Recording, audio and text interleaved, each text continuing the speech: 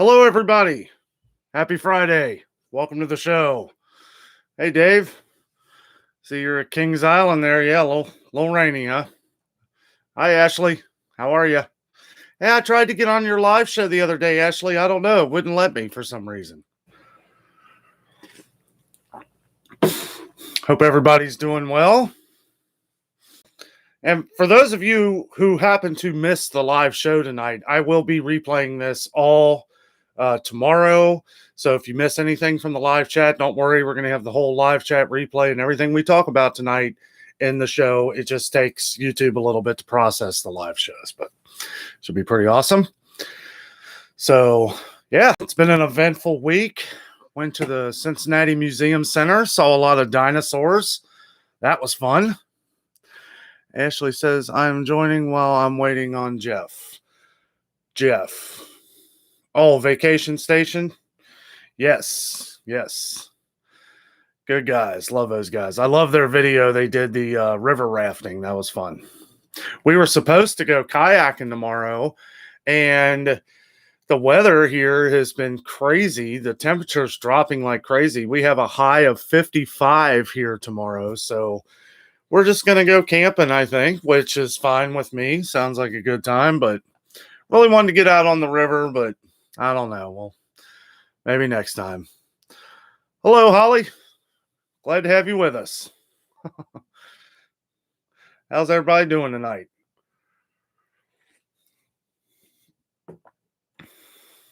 So, yeah, I got to see a bunch of dinosaurs this past week. That was a lot of fun. If you guys missed that video, it's one of my recent uploads. Really awesome. We go in. A lot of stuff was closed, surprisingly. The lab was closed, which I was kind of surprised that closed so early. It's really awesome checking out the lab at the Natural History Museum, which is inside Cincinnati Museum Center. Hey, Barry. How you doing, buddy? Back up a little bit here so camera quits auto-focusing constantly.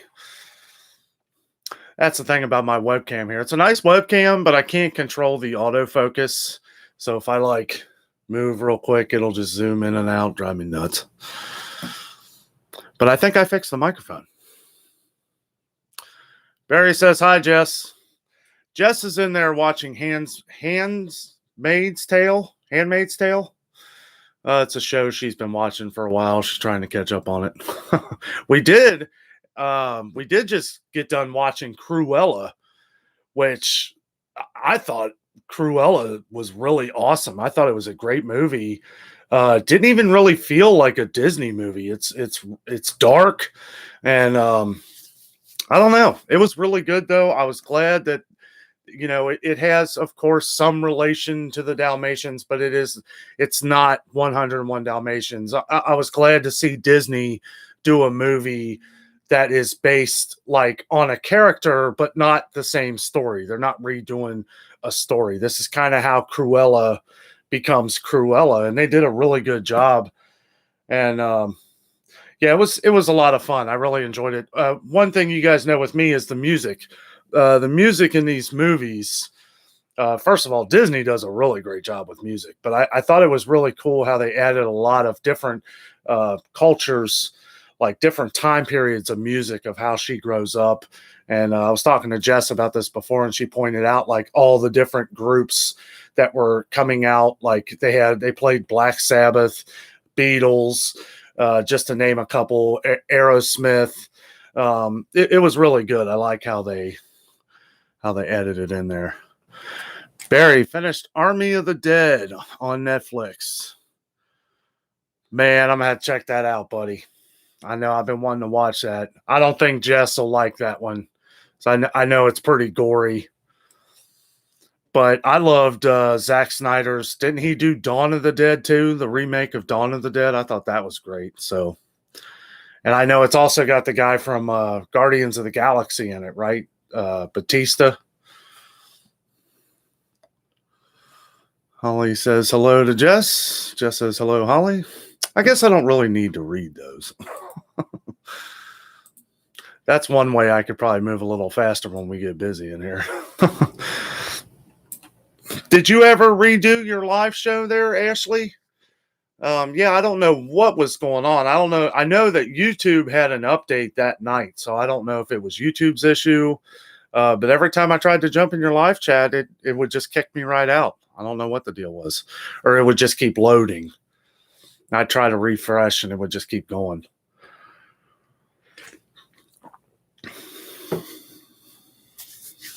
So I hope everybody is going to try to have a fun weekend. Happy Memorial Day weekend. Let's not forget about our soldiers and our veterans. That's what Memorial Day is all about. And if you guys are going out or if you're traveling, be careful. Just be careful. Don't drink and drive.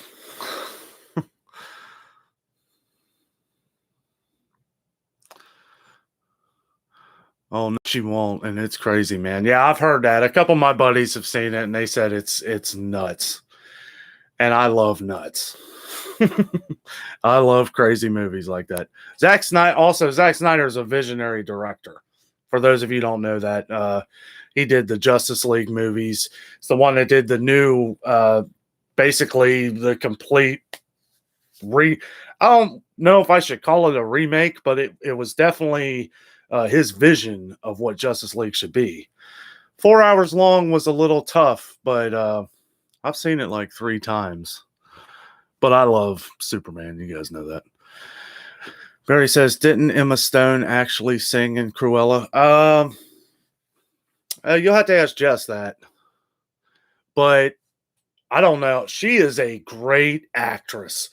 I haven't seen her in much. I remember she was, I forget her name in The Amazing Spider-Man. Arguably the longest. She plays Spider-Man's girlfriend, not MJ, but the other girl with the white hair. And, I didn't really know how to take her in a movie like that because that's a big blockbuster. And it's she almost felt like a side character, but I thought she was a good actor in that too. I don't know what else I've seen her in, but Cruella, she played a really good Cruella de Vil. I mean, it was fantastic. I loved it. I mean, it's a long movie. It's like 2.5 hours, but it didn't feel like it. And it's dark. And I think that's what I liked about it is, this is a dark person and how she becomes this dark person. I thought Disney did a great job with putting that together. You felt for the character. Anytime you feel for the character, that's, that sells me. Plus, Emma Thompson also plays in it, and she's a great actor too. Hey, Kath, how are you? Hey, Michelle. Dave, my brother, says Marcella and I say hello. Hello, guys. I guess you all are on your way down here, huh? My brother's got a big vacation coming up. They're going to be going to Kings Island for like 2 days in a row. I'm going to try and make it up there. That should be a lot of fun. And they just got passes. So, hey, if I can't make it, we'll go. I got a pass too. So we'll get up there again here at some point. Jessica says hello. Dave Furman says hi from Soggy Kings Island. Yep. Yeah, I can't believe it's only going to be 55 tomorrow. I was real excited to go down the river. We go canoeing down Whitewater River pretty much every Memorial Day weekend, except for last year because of the pandemic and all that. And I swear it just figures that the day we're going to do that, it's going to be 55 degrees and raining. That's just my luck. But we'll get around to it. It's a long summer ahead of us. A long, fun summer of getting out and doing things. Oh, speaking of which, I'm driving around earlier and Jessica sends me a very lovely message on my cell phone that says Universal is completely lifting the mask anywhere. You can go to Universal Studios and you can just throw that mask away because you don't need it inside. You don't need to. They're suggesting social distancing, but we know how that's going to work.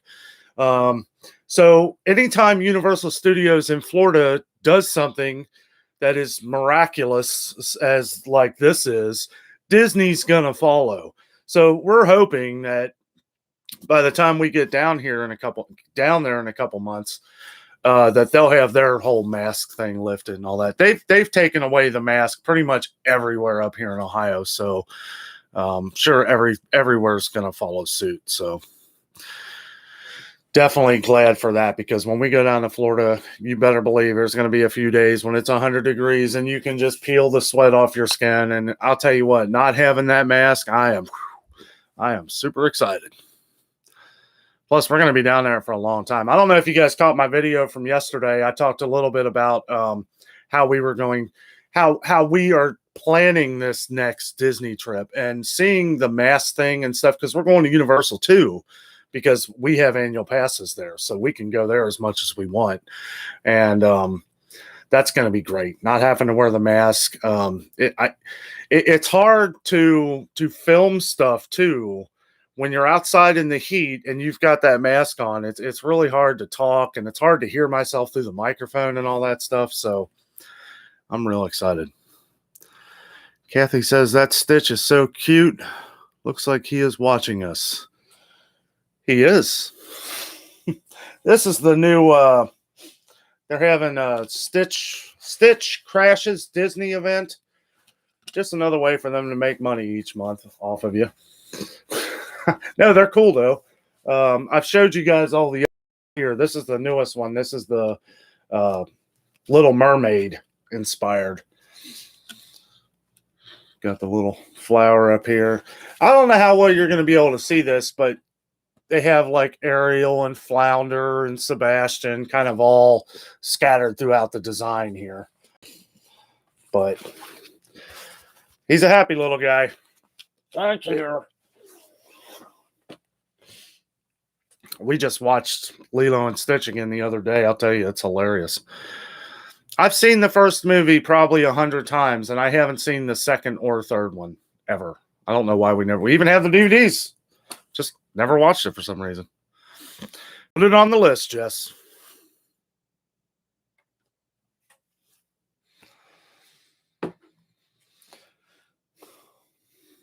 So one little tiny thing, and it's not a very big thing here, but I thought that they were going to bring back Taste of Cincinnati over the weekend here, because me and Jess usually go down there on the Sunday, Memorial Day weekend, and I'll tell you, it's I can see sort of why they're not doing it, because it is a massively crowded, packed event. But man, you talk about good food and drinks and just a great time, live music. But they are going to do it, I think, the weekend of July 4th. So whatever that following weekend is, they are still doing it. And I know, Kathy, you'll be happy to hear this, which I know you already know. But they are doing another opening day at the Reds ball stadium, at the Cincinnati Great American Ballpark, Cincinnati Reds baseball stadium. What day is that, Kath? Is that tomorrow or is that Sunday? But they just opened up the floodgates. There is no capacity limit. They're going to full capacity for the Red Stadium, which a lot of ball stadiums have already done that. But it's just real exciting. Yes, it is June 2nd. June 2nd, are you sure? I could have sworn I heard on the radio they said it was this weekend. Oh, okay. Yep. Everybody's saying Wednesday. So I guess it's June 2nd. That's June 2nd is when Mike DeWine, our governor, had lifted all the restrictions. So I don't really know what the difference is. I don't know why they just don't lift it when they say that. I don't know they have to wait to sign a bill or something. I got you, Joel.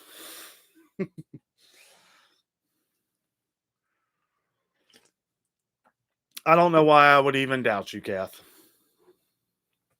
Thank you, Holly. Yes. June 2nd it is. I will not be there, but I will be there in spirit. I might go film it. It really worked out. When it comes to YouTube and doing videos, I'll tell you, most of it is timing. My video for Great American Ballpark, the opening day video, has not exploded, but I have been getting a lot of views on that. And I don't know if it's the timing, because when I first did it, I went down there the day before the actual opening day, and I got like 300 views. I wasn't really expecting that overnight.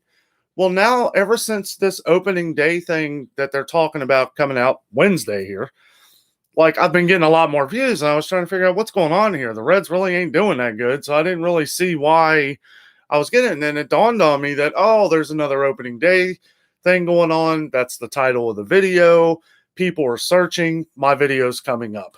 I actually looked up opening day, and there's my face right there on Google, and I was like, huh, yeah, that's pretty cool. Excuse me. So if you guys are just joining the channel here, if you haven't already, don't forget to subscribe. Really helps our channel out a lot. Give us a like. All interactions with the channel here really help. Really appreciate you guys joining. Always, Friday is my favorite time of the week to spend with you guys. Get to know all the new subscribers a little better and just hang out and chat. So anything you guys want to talk about, I didn't really come in tonight with a huge plan other than to say we're going to Disney World. The plan is set here in a couple months, and we are really excited. The masks are coming off. Even at Disney, you don't have to wear a mask outside like that craziness they were doing before. They've already lifted that, but still, when you're inside and when you're on a ride, like that never really did sit well with me. But I think that's going to all go away. Universal just got rid of that, and Disney usually follows up with that. Might take a few hours. Me and Jess were just talking about this. They probably want to see what Universal does, how it works, and then they'll follow up. I do love how Kings Island, too. Kings Island just wiped the whole mask thing, too. So, and I understand, I'm a pretty nice guy. I'm a pretty courteous guy. So what I'm going to do is I'm going to keep like a paper mask or something in my pocket or in my camera bag or something, so that if there's a lot of people and they're all wearing masks and we're in a tight store, I'll put it on just so they feel safe. Because if they're wearing the mask, they probably don't feel comfortable, and I don't want to be around a lot of people and make them uncomfortable. So I will do that, even though I don't want to, but I will, because I don't want people to feel unsafe, Kathy says, Joe was on the radio broadcast today, and he was really good. When he is done playing, if he does not coach, he should be on the Reds broadcast. Yeah, he should be a coach. He should go coach some little league team. No, I'm kidding.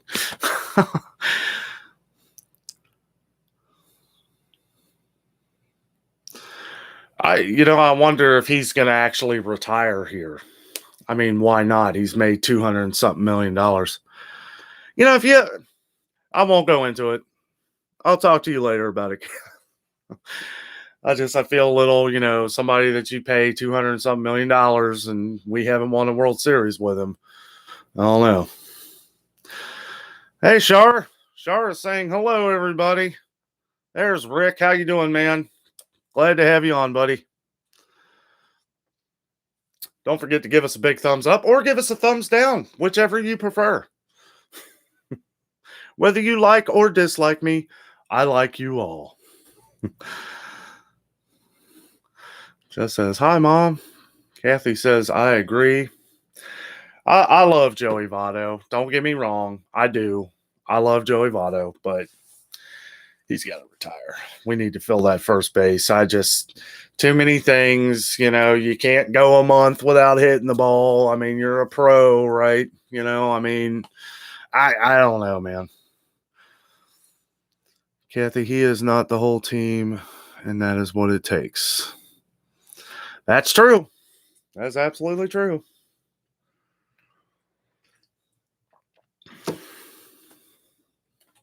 Well, it's kind of like Mike Brown and the Bengals. It starts from the top.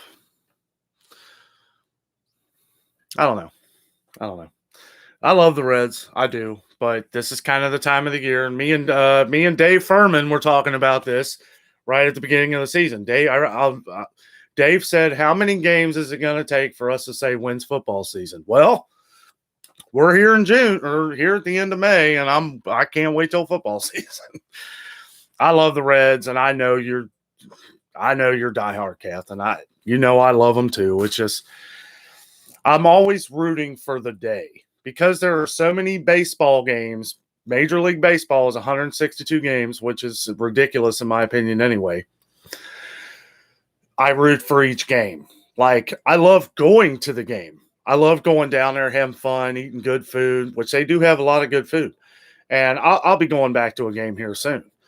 But I'm just, it's hard for me to get on board when I look at the big picture of it. But if I go down there and just root for the day, root for that win for the day, I love it. I agree about him coaching, not retiring yet. I don't know. I think I don't know. We'll see. Hello, our little adventures. How are you guys? Good to see you. Thank you for joining. Our Little Adventures has a Little Adventures YouTube channel. If you guys get a chance, check him out. Also, I meant to mention Michelle's Tasty Dishes up here before. She has another awesome channel. A lot of good food and stuff. Our Little Adventure says, go Bears. The Bears. I like the Bears. The Bears are usually the ones I root for if I'm not rooting for the Bengals. And I think you guys got our quarterback now, right? Dalton? Andy Dalton? But I can't remember, though. Did the Bears draft a quarterback? I think they did. But I know they got Andy Dalton for now. Here's something else, too. I know, and I'll get a lot of heat for this, and that's okay, whatever. I love Andy Dalton. Andy Dalton took the Cincinnati Bengals to 5. Now, we went to five different winning seasons in a row of pure awesomeness. Yes, we did not win a playoff game, and I know that's been the big thing in Cincinnati, but it's like what Kathy was saying before about the Reds. It's not just about one player. You know, we had a couple of them playoff games. We had some crazy defensive people where they caused a lot of penalties, and it cost us the game, you know, but Andy Dalton's really good, and he can win you a lot of games. And you want to talk about somebody that's going to be a good coach after football? Andy Dalton is going to be a good coach. I mark my words. He will be a quarterback's coach, if not maybe an assistant or maybe an offensive coordinator. I don't know, but he knows football. Fields from Ohio State. I don't know about that pick. I don't know, man. He needs to sit for a year and just let Andy Dalton play. And if Andy Dalton falls off a cliff or something, or if he ain't doing well, then yeah, okay, put Fields in there. But I don't know. I feel like Fields is a little too small right now to play NFL. So hopefully he's beefing up. He's a good quarterback, though. Very underrated. Very underrated. Now, I'm not a huge, I live in Cincinnati, but I'm not a huge Ohio State fan. I do like Justin Fields, though. They usually have good quarterbacks come out of Ohio State. Rick says, I agree with you. Yeah, I love Dalton. Everybody always gave Dalton so much, anger and all this stuff. And, he's had some bad years, but I don't know. I'm one of them people that just remember the good years. And if you want to talk about the last couple years with Dalton, well, everything fell apart. When you're a quarterback, I don't care who you are, Tom Brady, whoever, but I'm counting the seconds that you have to throw the ball. And when you step out of the pocket and it's like 1 and you're sacked, that's not the quarterback's fault.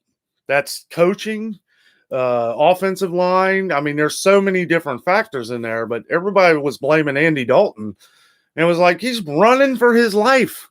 We had no offensive line. It was terrible. I'm excited for Burrow. I as much as I love Dalton, I'm glad we got Burrow. I mean, and I just hope that we have solidified that offensive line because we don't want Burrow doing the same thing. Adventure says, if he knows the playbook, I say play him. Absolutely. And he's got the arm to make all the throws. He definitely has the arm to make all the throws. Now, Dalton he's not very great at the deep ball. And that's been that is a problem. But anything between 30 or 40 yards, he's good. He's great. You have to work around him. You can't expect for him to be like, Peyton Manning and just gun it downfield or something, or your old Jay Cutler. That was Jay Cutler's problem, if you ask me. He could throw the ball from one end zone to the next, but he just could not throw it like 10 yards. You know what I'm saying? Like, he could gun the ball all the way down the field, but he just could not connect when it came to like 10, 12-yard throws. And, that's been the struggle with them. I used to like Jay Cutler. Like I said, I love the Bears. I've always loved the Bears.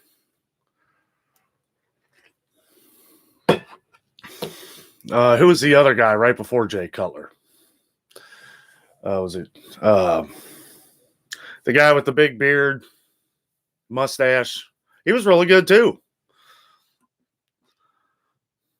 Mitchell says, I think Dalton is going to be another Cutler. No, Dalton's better than Cutler, in my opinion. Cutler's just was too much of a showboat, and he got hurt all the time. I don't know. Maybe he's slowed down a little bit over the years, but I don't know. I watched too many games of him throwing a women a prayer, and it's like that's something that you will not get out of Dalton. He's going to make an educated guess before he throws. That's what I liked about him. Like, most of the time, it was the receiver dropping the ball, which gave Andy Dalton kind of a bad name. You're welcome, Michelle. Great channel. All kinds of tasty dishes. Venture says, we've been needing a QB for a long time. Yes. Yeah, definitely. Us too. I mean, as much as I love Dalton, his time was past. He was here past his prime. He was definitely Bengalized, as we call it around here. He just, it's like once you have a lot of bad blood, around the team and all that stuff, it's hard to come back. Even like with AJ Green. AJ Green's done. I don't know why Arizona picked him up, but I love AJ Green, but he just can't run anymore. He can't outrun nothing. And I don't care how tall you are, how good you can catch the ball. Once people get used to, oh, well, you can't run faster than me, then, it's hard to keep up. Holly says, I like your shirt and the Squishmallows. Yes. Oh, thank you. Yeah, we're in the Great Smoky Mountains. I had some news I was going to spread along about the Smoky Mountains here. Only if you were going down there. I know a few of my friends are going down to the Smoky Mountains this weekend, which I already told them about all this stuff. But if you go to Gatlinburg, in Uber Gatlinburg right now, they're having their Mayfest, which is a really awesome event. If you like German beer, if you like German foods and stuff, they're having a big Mayfest up there. I wish I could have got down to do that. I've just got so much other stuff going on this weekend with family and everything. But they got a lot of stuff going on right now. There's some event in Pigeon Forge. There's always events going on down there. But me and Jess are actually trying to plan maybe a long weekend here soon where we can go down there and do a bunch more stuff. And we like to go back to Anakeesta, even though we got trapped up there the last time. I don't think I'll ride that chairlift again. I'm going to be honest with you. I am not a fan of chairlifts. I know a lot of you guys watch. I've said this before, but I got stuck on one when I was a kid for like 2 hours, maybe a little longer. Man, I'll tell you what, I've never felt right about it since. We rode, and of course, when me and Jess just went to Anakeesta and we rode the gondola because I didn't want to ride the chair thing. That thing they said it was the windiest day of the year, of course, and this thing was swinging like crazy in the air, and we finally got to the top, and they stopped the chairlift. They said, nobody's coming up. We have to stop it. Nobody can go down. And we're like, Jess looks at the camera and she says, well, I guess we live on the mountain. I'll tell you what, I laughed for about 20. They do have trucks that can back up the mountain. That was fun to watch them actually back up the mountain like that. I don't know. Don't let that sway you from going to Anakeesta, though. It is beautiful. It is probably one of the most beautiful places I've ever seen as far as Smoky Mountains go. The best view I've ever had at the Smoky Mountains was when I hiked up Klingman's Dome, which was years ago, but it's I think it's the highest peak. I've been to Mount LeConte and Klingman's Dome. I think Klingman's Dome is the highest, but I was there and it was just getting dark. The sun was just setting. I'll tell you what, it's the most beautiful view I've ever seen in my life. If you got the wind to do it, if you can make the hike, it is long. It's a hike. And but if you can do it all, you can drive up a lot of it, and they do have an observation tower if you want to go that route. But it's really awesome, absolutely beautiful. I would recommend bringing like a walking stick or something. That's why they sell all those walking stick canes, because for people hiking those trails. I had one that a friend made for me. That was really awesome. Our little adventure says, I was never a cutler. Yeah.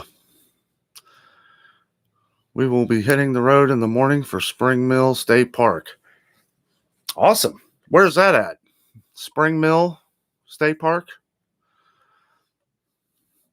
Our Little Adventures has a YouTube channel here.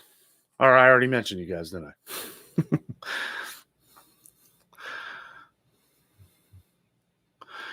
Got a cool little channel. I'll tell you what, and I'm not one. I am really thankful for all of you guys. We have had a lot of people coming to our channel lately, watching our shows.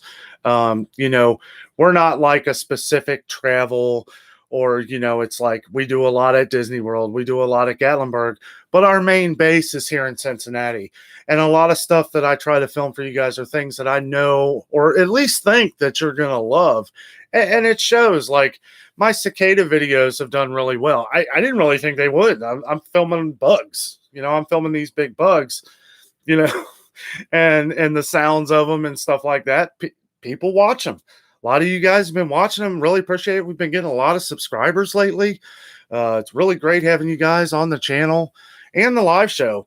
And I was talking to Jess before about this, just saying, how much I appreciate you guys coming here on Fridays, hanging out with me, hanging out with us, and just talking about our week and different things. We have a lot of YouTube channels that follow us on our live shows and watch our live shows, and all you guys have great channels. All of you.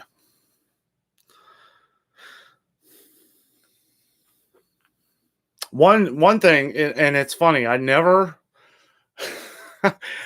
going to the museum. I love the Natural History Museum. If you've never been to the Cincinnati Museum Center, it is huge. It is absolutely huge.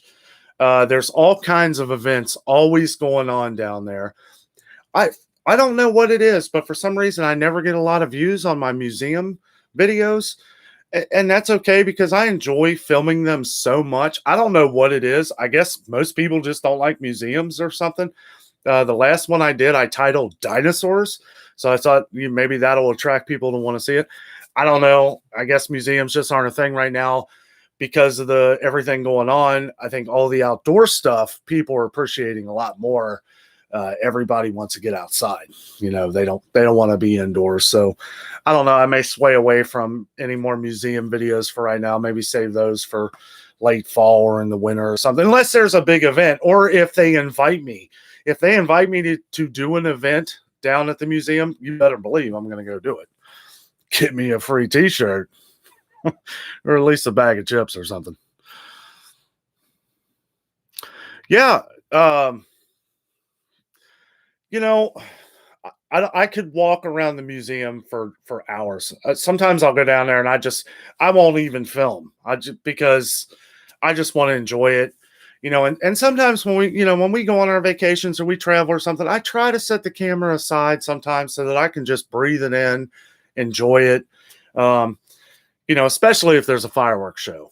If there's a fireworks show, I'll film clips of it, but I'm not going to film the whole thing. I'll film what, like the finale or something, but I want to see it all, and if I'm sitting there with the camera and holding it up, I can't see it all. And, you really want to try to enjoy yourself too. Not that I don't enjoy filming it, but you just kind of want to get the whole, feeling of it. Barry says, maybe the title should be Trapped Museum or Chased by Dinosaur. That almost killed me. Yeah, see, that's all I got to do. I always, ever since our Anarchista video, the title of that video was We Got Trapped in Anarchista. And Jess was saying that's what got people to click on it. That's how because we've got like 6,500 views or something for that already. And I try to put catchy titles, but at the same time, I don't want to lie either. And it's not lying if it's funny, I guess, because I always ask Jess now, I'm like, what's a good title for this? What's a catchy, funny title for this? And then I said, I get eaten by a dinosaur, which is funny. And everybody who knows me knows that that's just a joke and everything. And I hope that everybody would, because, dinosaurs are extinct. But I don't know. Maybe I'll try some funny stuff like that sometimes. I just think it's funny. I've done a lot of awesome stuff at the museum, and that's what I think. I don't know if it's some of the ways that I word it, or if people just aren't familiar with the Natural History Museum here or something. Because I try to do a little bit of research. Like I'll Google Cincinnati Museum Center, and the first thing that comes up is Union Terminal, because that's what people know it for around here is Union Terminal, because it's not just a museum.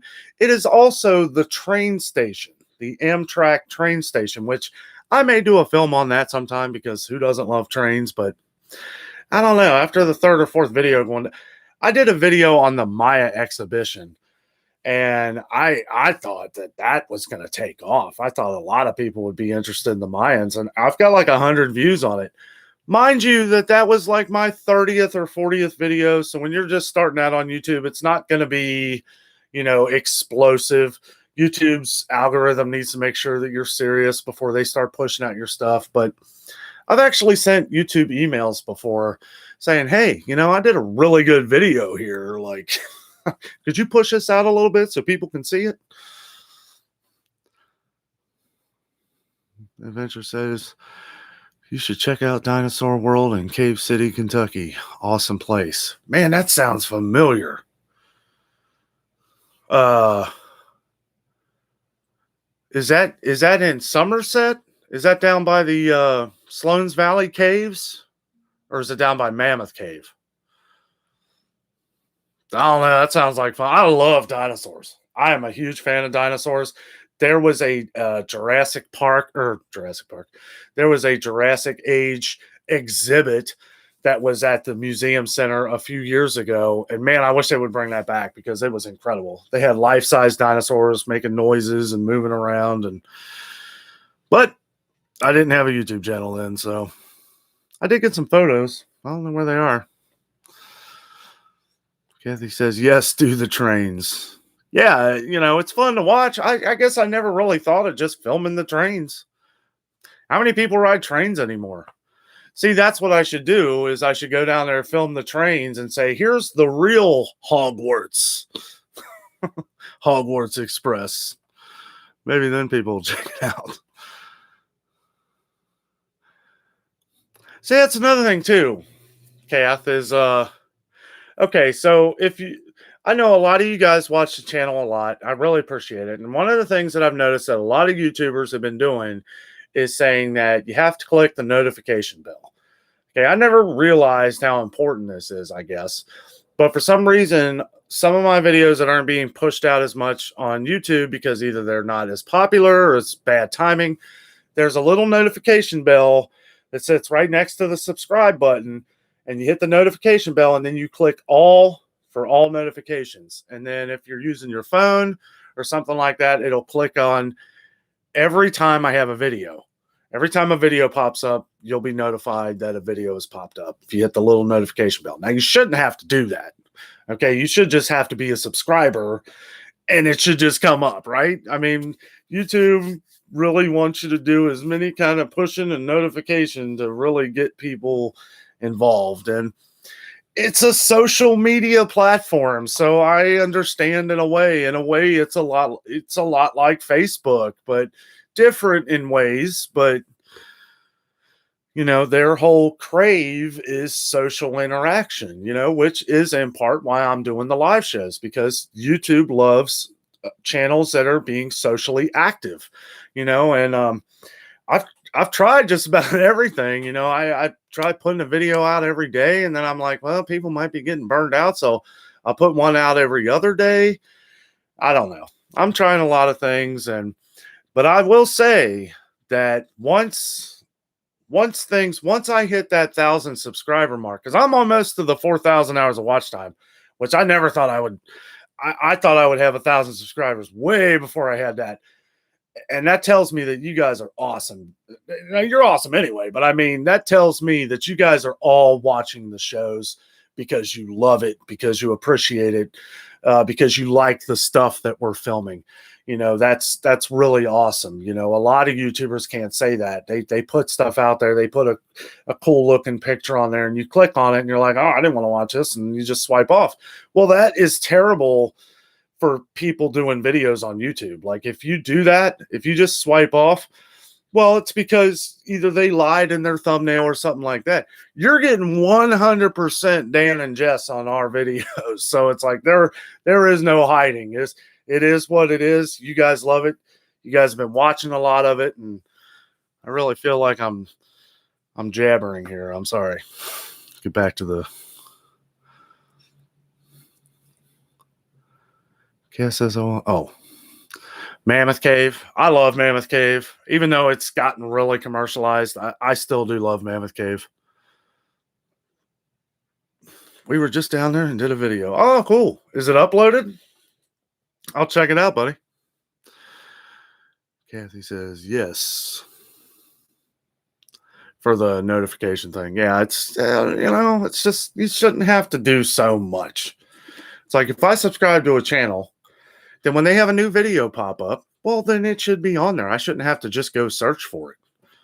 It's like if you put a post on Facebook and somebody comments on it. Well, I get a comment on that. Like, I can see it on my phone. I might save it for later or click on it there, but at least I know it's there. A lot of people, I feel, aren't getting the notification for the museum videos because either one, it might not be something that you normally watch. Rick says, if you like to hike, check out Hocking Hills. I love Hocking Hills. I love it. Beautiful.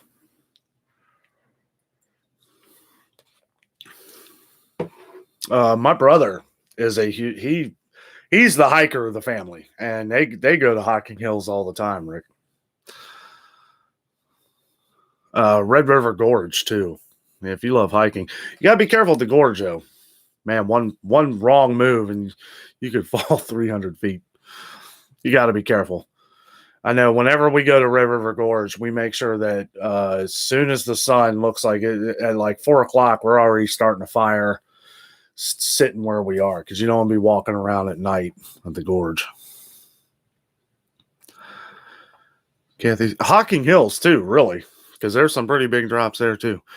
Kathy says, I will do that. I see the bell. Ding, ding. Anybody get that? Barry, yeah, clicking the bell is very important. Your videos don't automatically scroll on my daily feed. Yeah, and the thing is I really hate asking for more than people already watching the video. Because to me, by you watching my video shows me that you care about what we're putting out here. And that should be enough. I'm not going to lie to you guys. I hate going on there and say, hey, don't forget to subscribe, give us a like, ring that bell. And, YouTube just wants me to say all this stuff so that, we can just push it all out here. I hate doing that. I figure that if people want to subscribe to the channel, they'll just subscribe. Now, I realize that a lot of people, they don't think about that when they're watching shows. So I've tried to add that in a little more often, but subtly, like I don't want to be like, subscribe to my channel or whatever. I don't know. It's always weird to me. It's the hardest part. If I did a blooper reel, most of it would be that. Don't forget to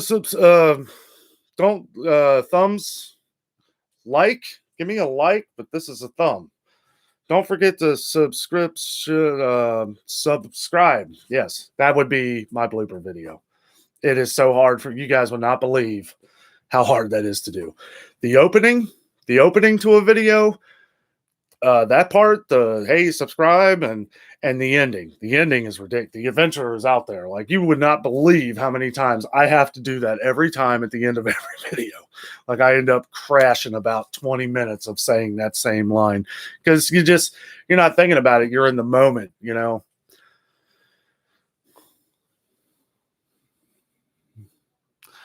Our little adventures. We are shocked that we have over 1,000 subscribers. That's awesome, man. That's pretty cool. Have you guys monetized yet? How many views you got? Have you reached the hours? Because I know you need 4,000 hours. I can't, and that's what I was talking about. I can't believe that we have reached. We're at like 3,700 hours. At the rate we're going, we'll be at 4,000 hours next week. And I have 456 subscribers. So if you guys can help us out, help spread the word.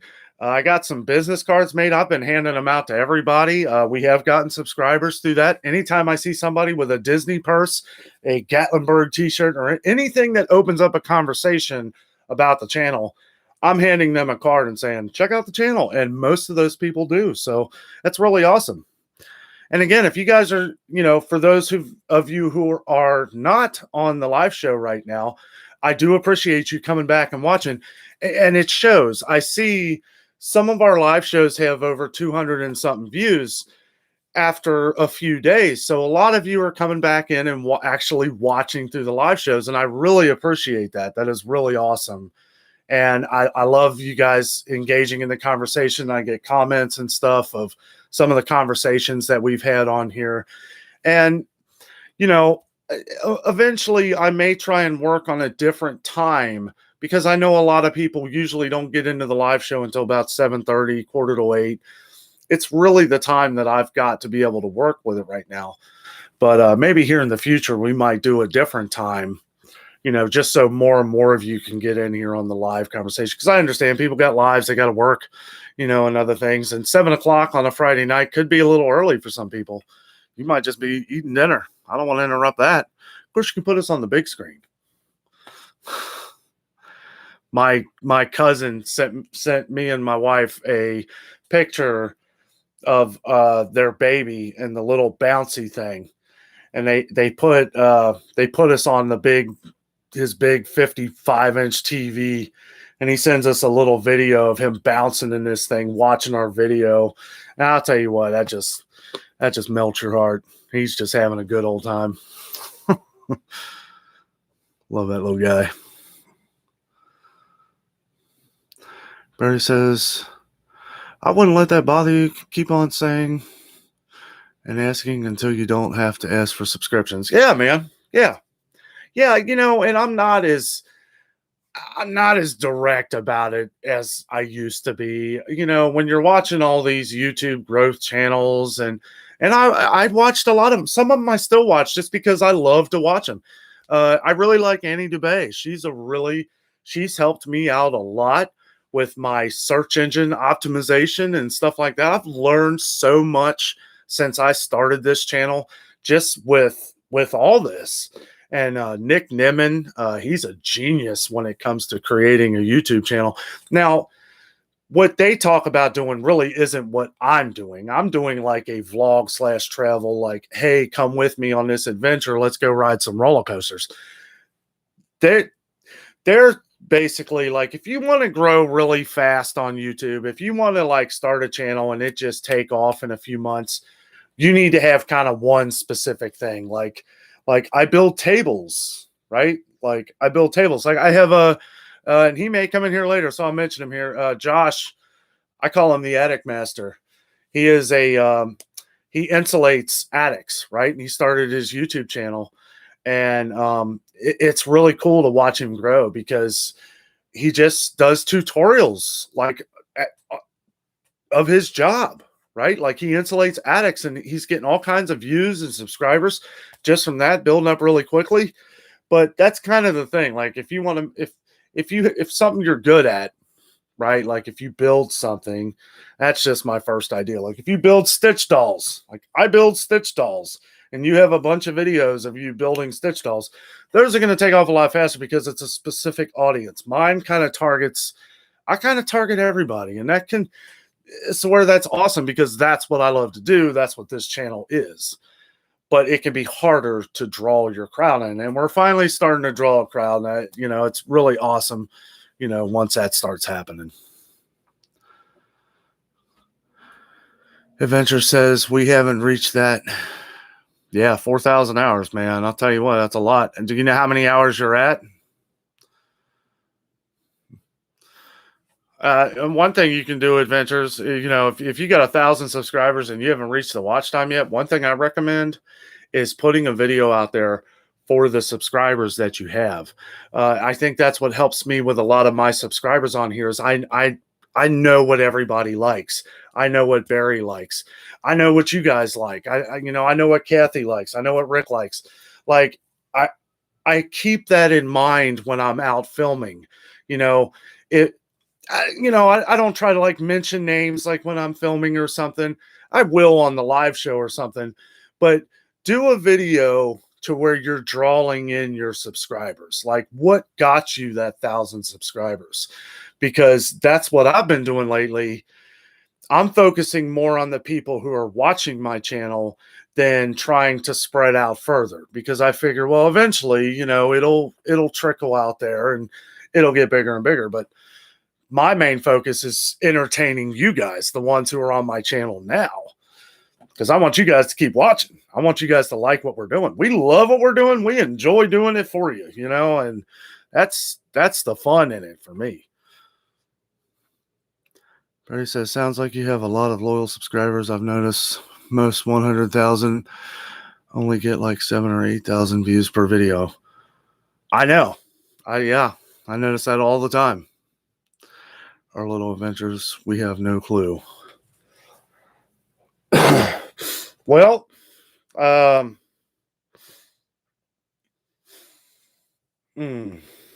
Kathy, thank you.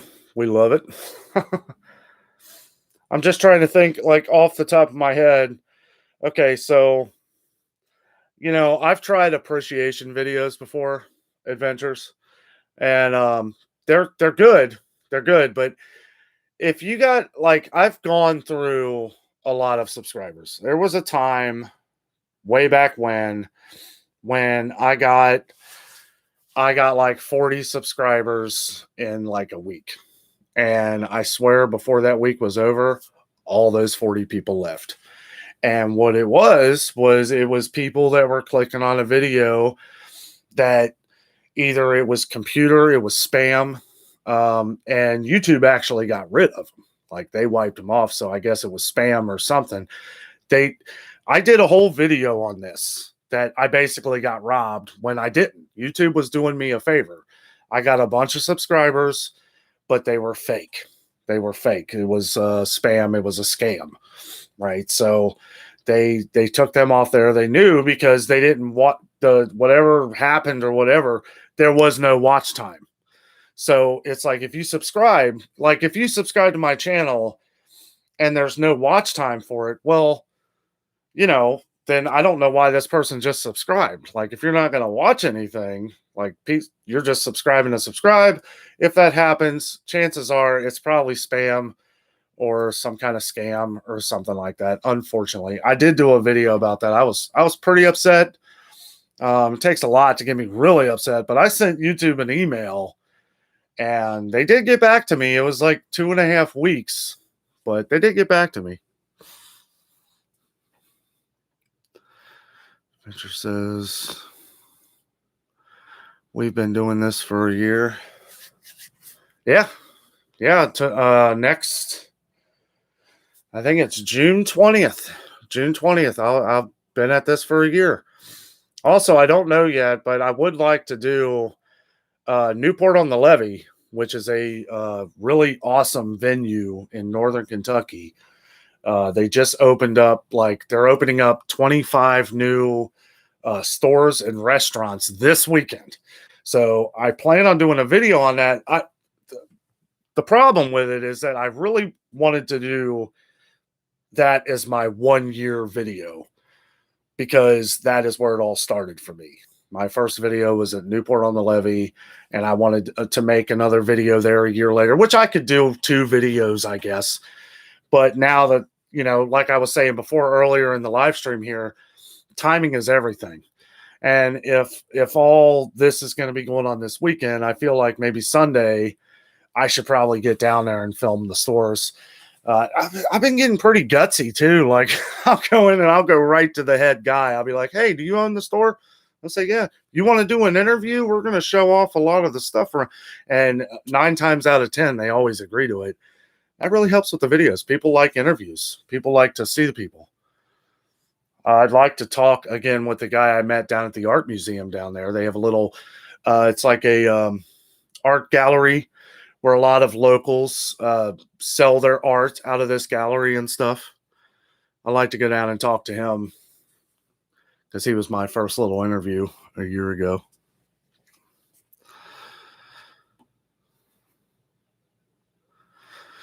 For a place to put our videos for our little girl. Can go and look at our memories we are making with her. For a place to put our videos for our little girl. Go and look at our memories we are making with her. I'm not sure. So you want to do a video like that, Adventures? Because that'd be cool.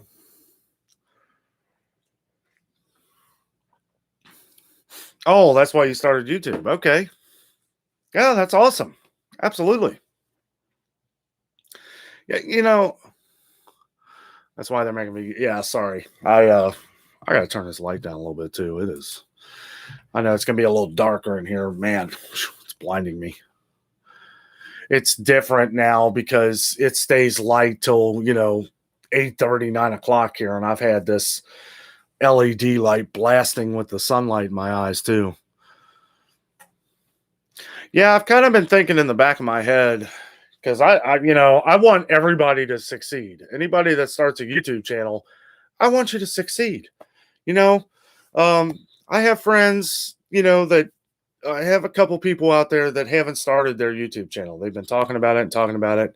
And I got to say, you go back and you watch, and this is anybody, right? Go back, watch my first videos. You'll be like, man, that's not even the same guy. Practice makes perfect. But if I hadn't started it then, I don't think I would have ever started it. And you just got to keep pushing. And I've kind of been thinking for you, Adventures, trying to think of something really awesome you can put out there to get your subscribers that you do have to draw them in there for that watch time. Because with 1,000 subscribers, you shouldn't have too much trouble drawing in that watch time. I was drawing in a lot of watch time with 200 subscribers. Like everybody was watching pretty much the entire video. And that was a blessing, because I know a lot of YouTubers don't get that. People click on it and then they leave. Audience retention is everything on this platform. Everything. The more retention value you have, the more YouTube is going to say, oh, people are watching this. We gotta push it out there. And it works. It works. I'm a living example that it works. And I would have never believed that 6 months ago. See you, Rick. Happy vacation, buddy. Your adventure is out there. Adventure says, going to get off here. You have a great night. We will be going live from the state park tomorrow. Awesome, buddy. I don't know what time you're going to do that, but I'm going camping tomorrow, and I'm probably not going to be recording any. I'll try to catch a little bit of it. But yeah, I'm going to hang out with some buddies I haven't hung out with in over a year tomorrow because of the pandemic and all that. So we're going to have a blast. You guys have a great time, though.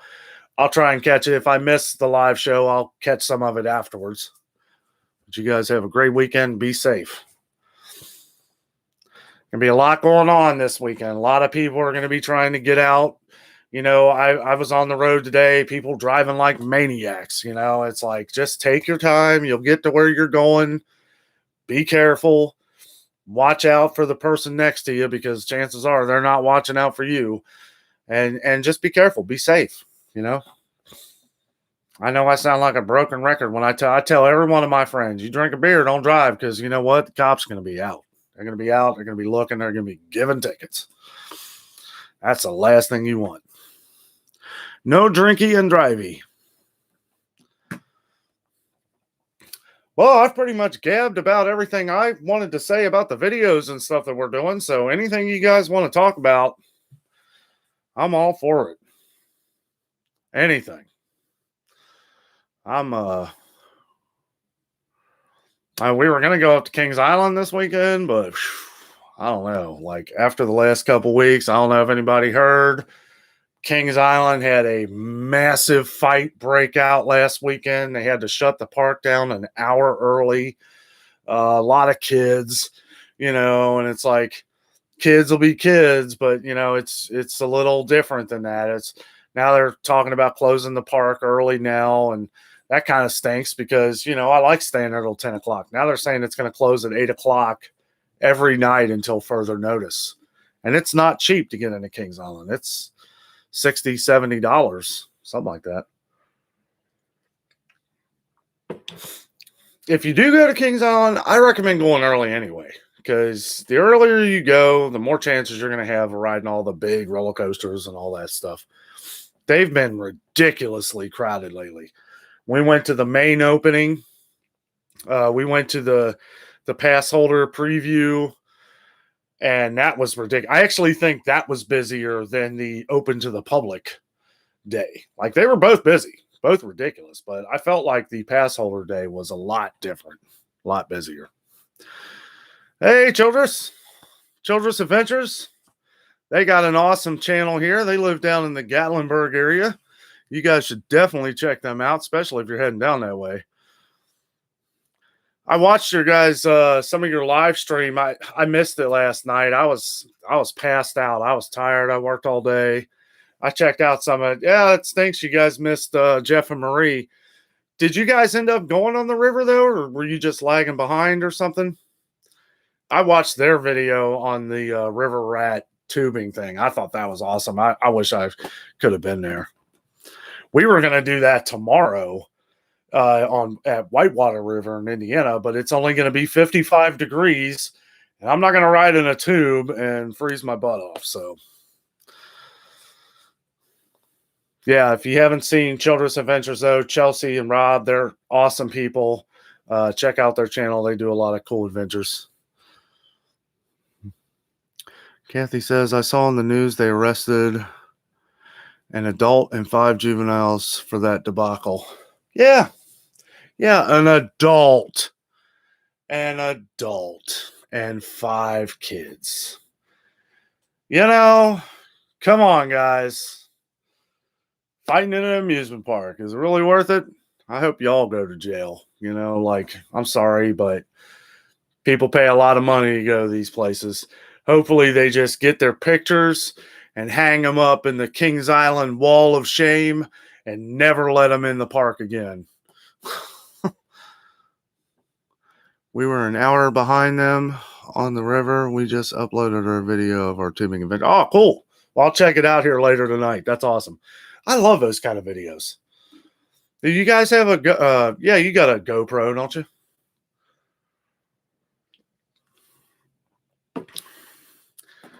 Derelict. How you doing, man? Good to see you, buddy. Check out Cedar Point. Yeah, I'd love to go. That's might be next on the list. I wish we could have. Now, see, me and Jess got passes to Kings Island last year, and if I would have known that they were going to honor that for this year too, I would have just went ahead and got that platinum pass so we could go to Cedar Point and Kings Island, because they're owned by Cedar Fairs. They're both owned by the same place.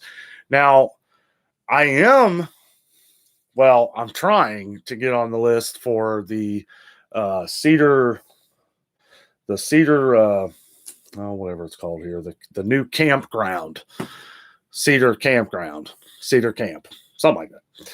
I'm on the email list. So what I want to do is I'd like to go up there and be able to film a lot of the new cottages that they have up there. Now, I couldn't find any prices. I couldn't find anything about these other than it's opening in June at some time. So, or I think Mr. Furman told me it opens June 14th or something. But yeah, I'd like to go up there and film, a lot of their stuff. Maybe get a little deal for filming some things. I don't even care about that. I don't even want a deal. Like, I'll pay for a room. Just let me show everybody, make a good video out of it for you. Good for them and good for me. Yeah, one roller coaster, Daryl, that I really want to ride at Cedar Point is that Steel Vengeance. That thing looks insane. Have you guys been to Kings Island yet this year?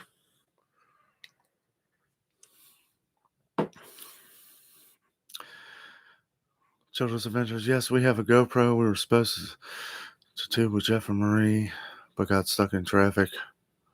Warning, we ended up flipping our inner tubes. Well, that's easy to do. It looked like the river was moving a little bit. Like, I've been over that river before, and it usually doesn't do much. You just lazy river pretty much. But it looked like the current was moving a little bit, little more than usual. And we got some brave souls that are going to be kayaking out there tomorrow. Not me. I'll be hanging back with a few of my friends I haven't seen in a long time.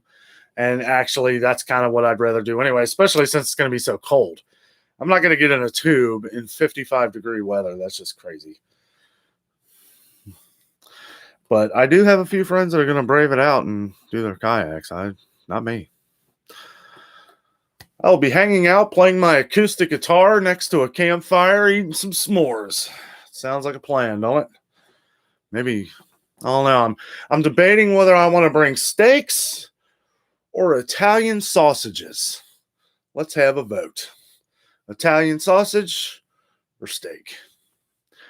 Really, whichever one's on sale. Steak has shot off the charts here in Ohio. I don't know if it is where you guys live, but I was at Kroger the other day, and they wanted like $15, $16 for a ribeye. I'm like, why wouldn't I just go to Longhorn then?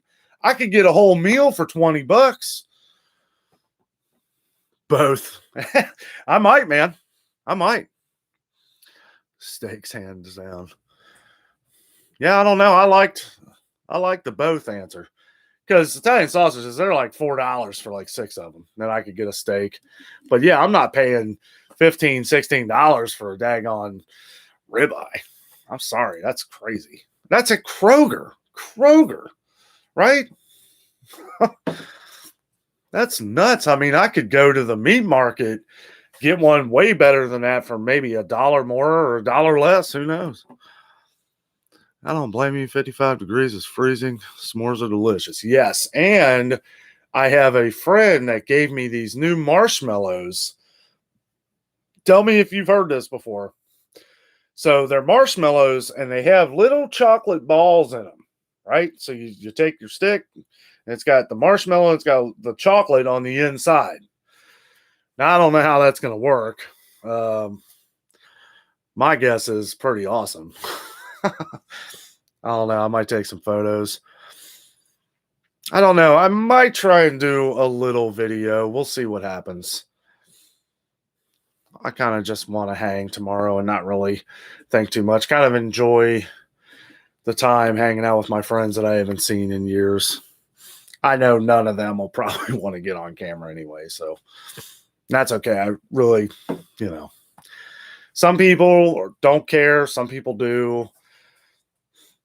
That's fine. Yeah, it's too cold for me. A couple years ago, it was about that cold on Memorial Day for some weird reason, right? It was 82 degrees yesterday. Tomorrow's going to be 55. Welcome to Cincinnati. Like, that's all I got to say.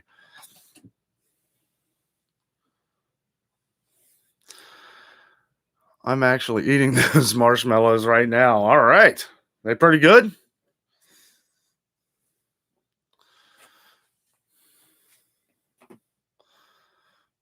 Yeah, I haven't tried them yet.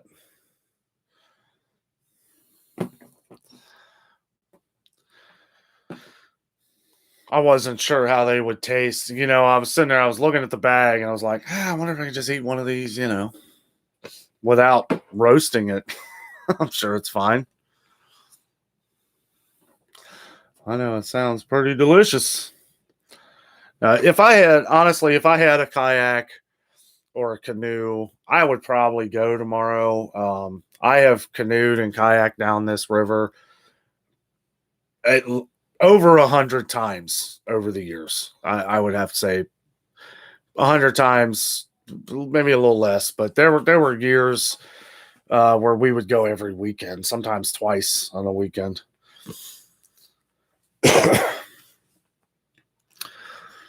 I think I am. There is somebody else that is bringing all the s'more stuff. We'll have the Hershey's and the graham crackers and all that stuff. So if these are a bust, we got backup. Yes. Well, if you guys are just now joining, or if you're new to the channel, don't forget to subscribe down below. You really help our channel out a lot. And as I'm always informed, to make sure to tell you to hit the bell, because a lot of my videos don't get notified to you if you don't. So you want to hit that bell, hit all notifications. Make sure you give us a thumbs up. Really helps the channel out a lot. Now, see, like we were just talking about this before. I shouldn't have to say all that. I wish YouTube would do something where you subscribe to somebody and you just get notifications. Why do we got to do all this other stuff? But, whatever. Anybody that watches YouTube, I guess, is used to that by now anyway. But I hate having to think that way, because I'm happy for you guys just to watch. It's like if somebody wants to come to the channel and just watch for a day and never watch again, that's great. You don't have to subscribe. It's not a requirement. It's awesome if you do, because it does help our channel out. But if you do, I want to make sure you're enjoying the channel. I want to make sure that you're enjoying what we're putting out here. We always try to get you guys involved in everything we do. I am so excited for Disney World coming up here in a couple months. I plan on a lot of little different things to kind of show you guys kind of a way we vacation down there. A lot of people always want to go to Disney World and they say, oh, I can't afford it or anything. Well, I'm going to show you guys a lot of little ways and a lot of little tricks that, yes, you can afford it, even if you have a big family. You just have to kind of work around some things. But that's a couple months away, but I am very excited for that. I'm excited for some of the new equipment I'm going to be using for this little journey too. Barry says, would be nice if Disney World would announce their Avengers campus also. Now, well, hold on. Also would be nice if Universal started their Epic Universe construction back. Yes, that would be awesome. Now, are they doing Avengers campus at Disney World? Because I don't think they're allowed to be honest with you there, Barry. Or I don't know, because rules and things and all this stuff seems to change every day. I just know that Universal owns the rights to Marvel inside the parks in Florida. Only Florida, not California. But I don't know. Like, they're changing things every day. Disney's pretty much buying up the entire universe. They own Star Wars. They own the Marvel Cinematic Universe. And they own a lot of other stuff. So, I don't know, man. But if it is, me and Jess will be going out to Disneyland at some point. I've been to Disneyland. Jess is not. As big of a fan as Jess is of Disneyland or Disney in general, she has never been to Disneyland. So that'd be awesome. Like, yeah, it's probably going to take us a couple years, because Disneyland is a little more, there are no price cuts. Like, all the things that we talk about with Disney World and working around it and saving money, you can't really do any of that in California. There is no saving money. It's super expensive no matter what you do. A cheeseburger is going to cost you $40 probably outside the park. Like, my uncle who lived in Anaheim, we could see Matterhorn Mountain practically from his front yard. And if it wasn't for him and where he lived when we stayed out there, I don't know if we could have afforded to stay out there. I mean, the hotels are insane, ridiculous. And rent out there is, we won't even go into that, but Of course, when I went to Disneyland, it was like $40. Now it's more. Now I think it's 100 and something, and it's tiny. Disneyland is nothing like Disney World. You could fit 10 Disneylands inside Magic Kingdom at Disney World.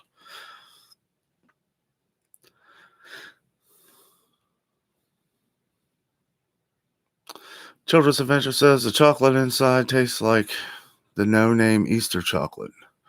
Okay, so it ain't no Hershey's, but it's good enough. It's good enough. And you mix it in between graham cracker and, I don't know how you guys like to do your s'mores, but I like to fry them. I get them engulfed in flame and I'll let it sit there for a few seconds. Like one, okay, yep, still burning. All right, done. Like just let it burn for 5 seconds. Good to go. That chocolate will be oozing out the side. Oh man, getting excited and hungry. Kathy says those marshmallows sound delicious. Yes, they do. He says they are. We bought them at Walmart. Barry says, okay, so that's why Disneyland got it. Gotcha. Didn't know it was a Florida thing. Yeah. Yeah, Disneyland is landlocked. Yeah, it's really hard to kind of plan an adventure out to do anything in California. It is there is no saving money. And the thing is I don't even know, like, and I know she's watching this in the other room, but I know Jess really wants to go out and see Disneyland for the history of Disney. And sure, yeah, I mean, it's great. It was the original park. It's awesome. It's great. One thing I do like is that it is a smaller park and you don't have to walk too far. You've got Sleeping Beauty's castle right here, and it's like ride all the way around. It's ride. You don't have to walk too far. It's like Magic Kingdom at Disney World. It's like you got the castle, and then way out here you got to ride, and then way over here you got to ride. It's like, it's an awful lot of walking at Disney World. Not to mention all the walking you do at the beginning and end of the day. Like Magic Kingdom right now, they don't even have the daggone trams working. You park, and then you have to walk all the way over to either get the monorail or the ferry boat, because at Magic Kingdom Disney World, you can't just walk into the park. You park your car and then you have to go, it's kind of like an island. Like you got to take the boat out there. You got to take the monorail around. That's the only way to get into the Magic Kingdom if you drive. And I'll tell you what, it's like last thing at the end of the day, walking all them miles, you want to do is walk some more. It's tough. Kathy says, thanks, Childress. Mary says, have you seen the layout for Universal Hollywood? I think they are cramped too. They all are, man. All of them are cramped up. I don't know how they managed to fit any. I have no idea how they fit Galaxy's Edge into Disneyland. And they say that it's the same size as the one in Florida. No. I've seen them both, and Florida's way bigger. At least it looks bigger. I haven't been to the one in California, but the Disney World, that Galaxy's Edge is huge. I don't know how they ever fit that into Disneyland. I don't know how they can fit anything into Disneyland anymore. I mean, when I went out there, and this is 20 years ago, almost, and yeah, it was like you could not fit anything else.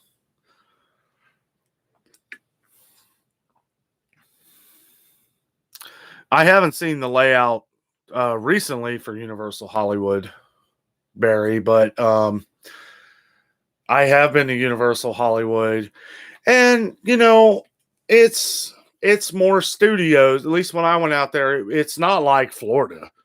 I don't know. I think you've been to the one in Florida, haven't you? It's nothing like Florida. Nothing. Like they don't have near as many rides. They do have a lot of rides, but not that many. And it seems like, if you're going for the thrills and the theme of the theme parks and all this stuff, Florida's the way to go. Florida has nailed it. Florida took what they did in California and made it better and cheaper. You know, they're able to make it cheaper because property and sales and tax and all that other stuff is way cheaper in Florida than it is in California. So, you know, makes it a lot better. Disneyland has Matterhorn Mountain. Well, that's true, but Matterhorn Mountain kind of beats it to death. But it does. Now, I don't know if you know this, Kath, but at Animal Kingdom in Florida, or at Animal Kingdom, Disney's Animal Kingdom has Expedition Everest, which is a roller coaster, but it's kind of their answer to Matterhorn Mountain. It's way better. I mean, it's, as far as rides go, I loved riding Matterhorn Mountain, and I loved like kind of the nostalgia of it and everything and all that. But Expedition Everest, which is the same, Matterhorn Mountain, still Everest Mountain. It's, you know, the Yeti and all that stuff. It's all the same. But the detail and everything else at the one in Florida, man, it's incredible. I think I've shown you pictures. Barry says they must have had to take something out. I know they took out A Bug's Life for Avengers Academy. Yeah, that's another thing. We're talking about Animal Kingdom. A Bug's Life. If ever you see the iconic, the big tree of life at Animal Kingdom, that's actually a ride inside there. That's A Bug's Life underneath the tree. So that's how they're able to cram stuff, Barry. They put rides in different like things and everything.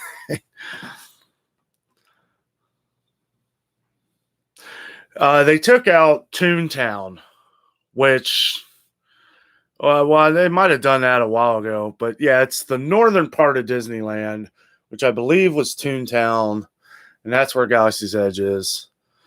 But even that, Toontown is not that big. I don't know how. I mean, they say they're the same size. I do not believe them. They do not look the same size. They look like a similar, it looks exactly the same, but you can tell in the photos that it's smaller, like the Millennium Falcon, all that stuff is crammed more together. It's not like Florida. It looks the same. It's the same buildings and stuff, I guess, but you can tell it looks a lot smaller.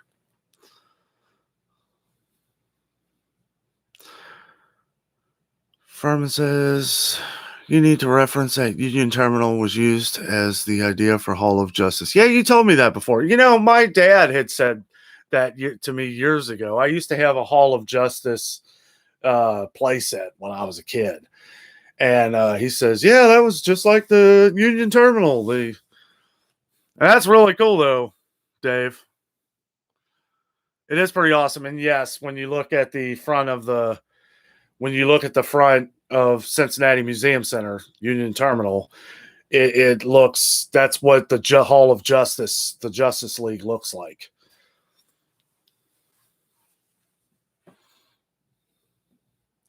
I mean, it's identical. Yes, it's definitely from that. That's pretty cool. I hope they do another Justice League movie and just let Zack Snyder do his thing. You know, I would watch him though. Like, don't let off the reins too hard. You know what I'm saying? Like, don't let him just roam free, because Zack Snyder can really, you know, story-wise, you know, for visuals and everything, sure. Zack Snyder is the best out there. He's the best visual director. Man, bring a guy in there that can really make the story come together. You know, like, there's just too many disjointed stories with Zack Snyder. They kind of just go all over the place. And I love them. I love the movies. I gave Batman versus Superman a C, right? Because it's so iconic with Batman versus Superman and all that stuff. And Bruce Wayne was a great Batman. I don't care what, Ben Affleck was a great Batman. He really was. Played a great part in that movie. And the story was just ridiculous. I mean, the story was so out there. Like, this made no sense at all. But I loved it because it was just awesome to see on screen. Like, just all the pyrotechnics and all that stuff. But if he's going to do another Justice League movie, I would make sure that you bring in better writers. They need much better writers. Brady says, Jessica, will you be able to ride the Jurassic Park boat ride when y'all go to Universal? Kathy says, no, I did not know that. I guess Matterhorn bobsleds is more my speed. LOL. I love Matterhorn Mountain. I do. It's great. I was just saying that, Florida's in, okay. So Florida has the 4 parks. Disneyland has 2 parks. So one way or another, Disney World has always answered other rides that they have had at Disneyland. The only one that I wish Disney World would have, which they did answer with a different named ride. You have Indiana Jones at Disneyland, and that ride is awesome. I love it. You're in the Jeep and you're going through the Temple of Doom and all 3 of the Indiana Jones movies. Well, also in Animal Kingdom in Florida, you have Dinosaur, which is the same exact ride concept. It's Indiana Jones without the Indiana Jones stuff. You're in a time traveling Jeep that goes around and you're trying to capture this dinosaur, which it's really awesome in its own right. Same ride. I just wish they would have done Indiana Jones with that and not Dinosaur. But other than that, it seems like Florida has really answered every one of their iconic rides with one at one of their parks in Florida,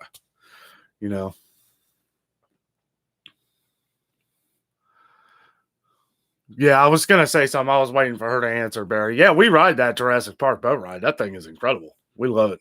Big T-Rex comes at you at the end. Pretty awesome. Dave Herman says, Dan, about YouTube, it's important to interact with your viewers, subscribers, which you and Jess do really well. Thank you very much. We really appreciate it. Yeah, like I was saying before, it's like, at least for us, it's all about interacting with you guys.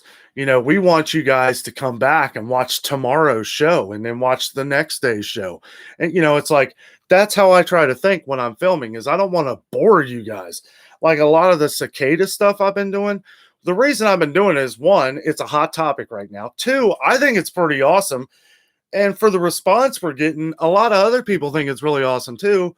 And you know what? For something that only happens every 17 years, I figured I better get a few videos on this now, before it goes away and we can't do it again for another 17 years. So, I like to have it documented for myself too, so that we can go back and we can see what they were like in 2021.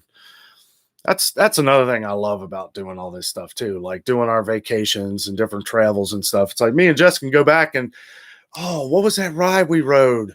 December 5th, where we got water spilled all over us or something. We can go back on YouTube and we can watch that video, and that's priceless. That's funny. Sorry. The one thing I really enjoyed the last time, not this past time, but the last time, second to last time we went to Gatlinburg, Pigeon Forge, there's this jungle boat ride. It is the cheesiest dinosaur, like it's a cheesy boat ride, but they have like the cheesiest looking dinosaurs all throughout. It's like a dark ride, and they have like, they're all off speaking, like you'll hear, and then its mouth will move. Like it is just so off, right? And it's not, it was just so much fun. It was so much fun recording that. We go back and watch that video every now and then just to get a laugh. It is hilarious. And it's nice to have those things documented in your life where, you can just go back and watch something awesome that you did a year ago. Barry says, talking to Jess, says, yeah, I'm not sure if they're changing the one in Florida. Be cool if they do.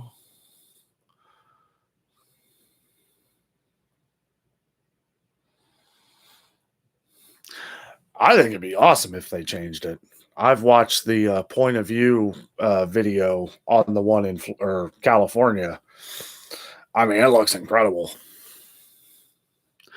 Mostly just for that one scene where you go into the tunnel thing and you got the glass with the water and then that big sea dinosaur hits the glass and then it starts spraying water out. That looks really cool.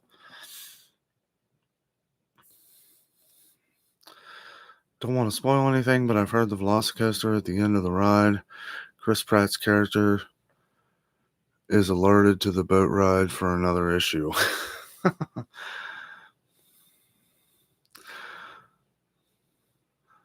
That's awesome.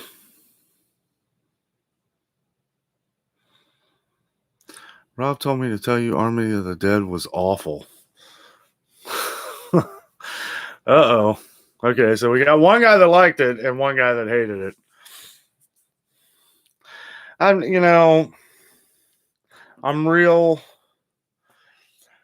Anytime anybody mentions Zack Snyder, I hold my breath, right? Or I don't hold my breath because, and I'll say this, and I haven't seen it, and I know Barry seemed like he liked it, and a couple other friends of mine liked it, but they love those kind of movies.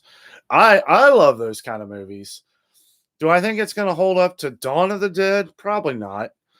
But if I'm looking for something just to watch, it's like a lot of the shows and TV's just been terrible lately.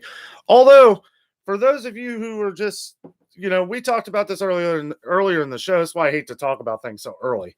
But me and Jess just watched Cruella, right? Cruella was an awesome movie. I recommend it. We paid for it on Disney Plus. It was $30, but we get to keep it.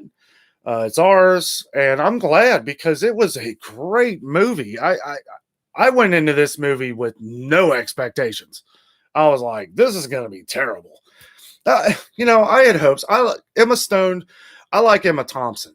Emma Thompson is a great actress, and there were some other great actors. And I was like, you know what? It seems like they're doing something a little different. This isn't going to be your average 101 Dalmatian type movie. This is going to be something a little different. This is how she became her, but it's a lot more than that. And the thing is I'm a fan of music and the dark music that they add into this, along with a lot of hit music that they play, a lot of stuff I like Black Sabbath, AC/DC. Just, they really do a good job of making her like this dark gothic type person. And she's got a good side, a bad side, and an evil side. And it's really good. Yeah, I highly recommend it. If you ain't, it's at the movie theater. And I was telling Jess, I was like, I wish we would have just saw this at the theater. Like about an hour in, I was so invested. I was like, she asked me, she was like, now what do you think about this movie? I was like, it's really good. I was really shocked. I'm not giving nothing away, Jess. I'm just saying, like, it's about, it's just about her and how she kind of becomes who she is. Fishing with Drew. How are you, buddy? Fishing with Drew. Check him out. He's got a nice little fishing channel. Catches some good fish. Barry says Snyder uses a lot of natural light in his movies that makes it look different in parts, but this movie is a hard R with comedy peppered in. It was better than I thought it would be. I like Dave Bautista. He's a good actor. I'm gonna watch it. I mean, I'll check it out. I'll let you know what I think. But yeah, I've heard it's a very hard R. Children's Adventures saying, hey to Drew. Jess is telling me to be quiet. Don't give the movie away. I'm not giving the movie away. Anybody that's seen the preview gets the gist of it. I mean, I didn't give no spoilers here. There's no spoilers. I was just giving names of who I like about the movie. The movie's great music.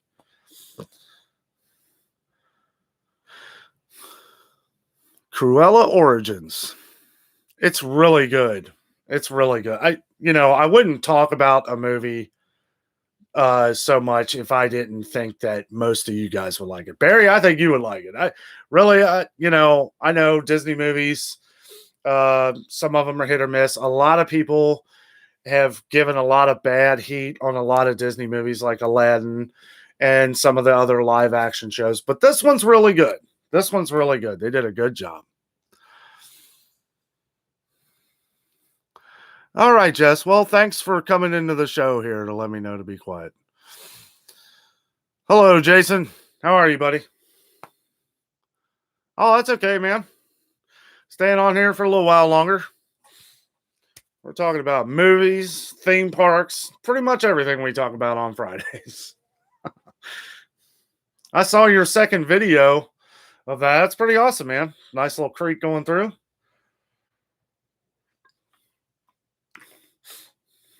Most of you guys on here right now probably know Jason PFAM5, but if you don't, check him out. He's got an awesome little channel there.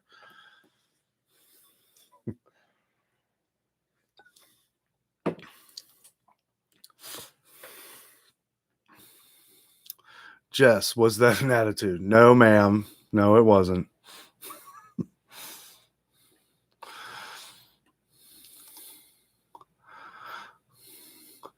It doesn't matter. Nobody's gonna probably go see it anyway. He was acting out Cruella. I guess. I don't know. I don't feel like I gave any spoilers away. You can let me know if I did after the live show here, or you can come in here and discuss it. But no, didn't give away any spoilers. No spoilers. Cruella de Vil. If you haven't seen 101 Dalmatians, then I just don't know what to tell you. Yeah, he says, bye, Jess. Drew just got done cooking.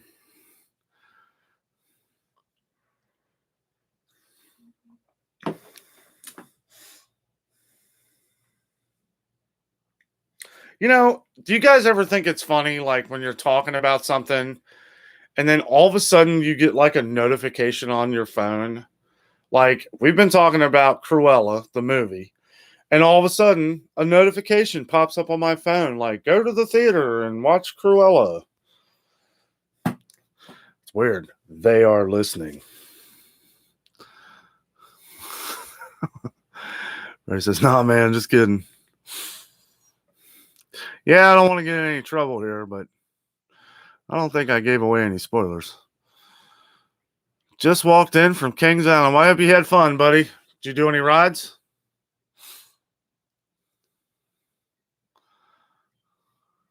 I know that's a few of my friends that have been up there. They've been able to ride it. They'll ride like one roller coaster. It takes them like 3 hours. They get something to eat, and then they got to go. Drew made hamburgers, smoked sausage, and steak. Man, that sounds delicious.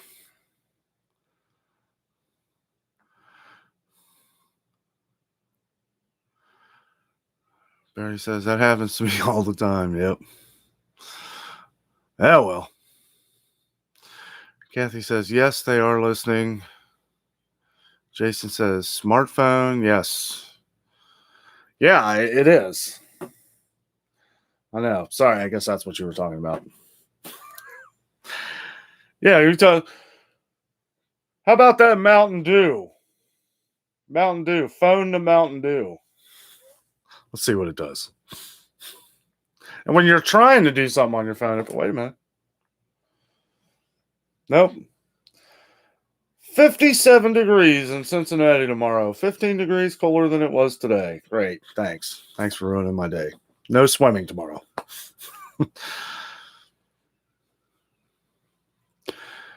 Dave says, not too wet. That's good. Didn't do any rides, I guess. Kathy says, bye, Danno. Have fun tomorrow, and may the force be with you. May the force be with you. Thank you for joining us. Kathy says, 1. Drew says, it was. I bet it was, buddy. Yeah, I'm going out camping tomorrow. I plan on doing a little grilling myself. My buddy Barry had the right idea. I said, let's have a vote. Steaks or Italian sausage? And he came up and said both. So I'm getting both. Sounds like a plan. Oh, the sausage in the morning and steak in the afternoon. Dave says, I did the Kings Island history book. Oh, you got the history book. Oh, that's cool. Does it talk a lot of the history of how the rides that when they first opened from Coney Island? I saw some of that. Drew says, sorry, I was like, no big deal, man. I'm happy y'all come on.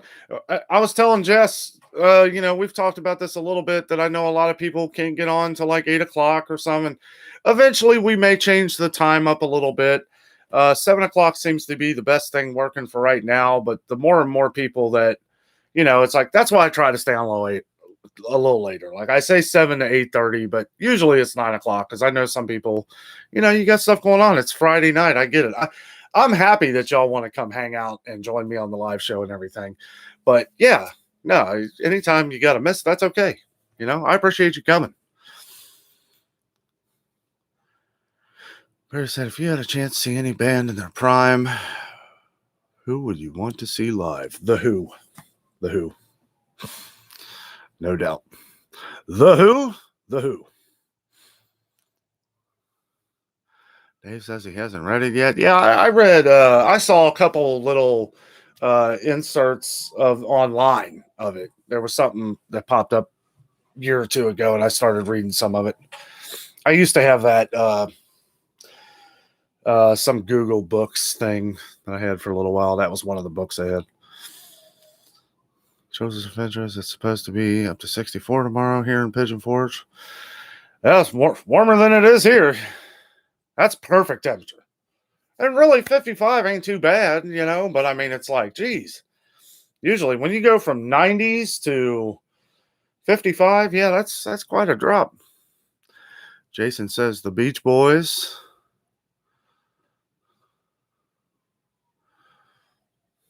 They would be fun to see live too. I ain't gonna lie. Children's Adventure says at Jessica, hello.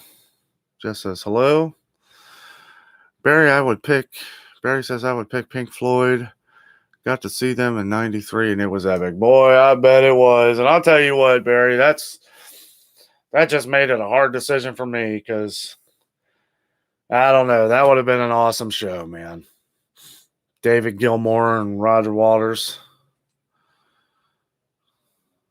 Yeah, that would have been epic, buddy. I don't know. I still think the Who. That would just be to see the loudest band of all time. People always say the AC/DC is the loudest band. No, the Who is the loudest band ever. They shattered glass.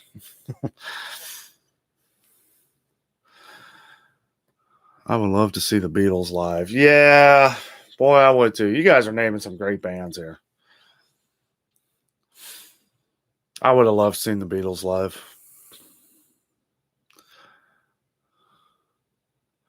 Drew says, congratulations on your subscribers, Children's Adventure. Dave says, Barry, Kings Island history is pretty interesting since Roy Disney consulted with the people that built Kings Island. Jason says, saw Beach Boys in 98, but only 2 original members at the time. Yeah. I thought the loudest was Motorhead. You know what? It might be. It might have been. I've read things before where it says who's the loudest band of all time. It's always been the Who, but I don't know. That was years ago, so it could be Motorhead. Could be Metallica for all. Metallica's pretty loud. I haven't seen Metallica live, but I've heard that they are pretty insanely loud. Jess has seen Metallica live.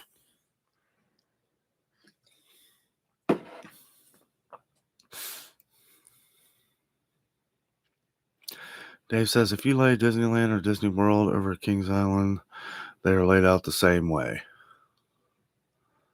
Are they? I didn't know that. That is interesting. Didn't know that about Disney. Joseph Venture says Hank Williams Sr. would have been great as well. Yeah, that would have been awesome. Seeing Hank Williams Sr. Yes, definitely. That is interesting, Dave. I didn't even know Roy Disney had anything to do with Kings Island. That's pretty cool, though.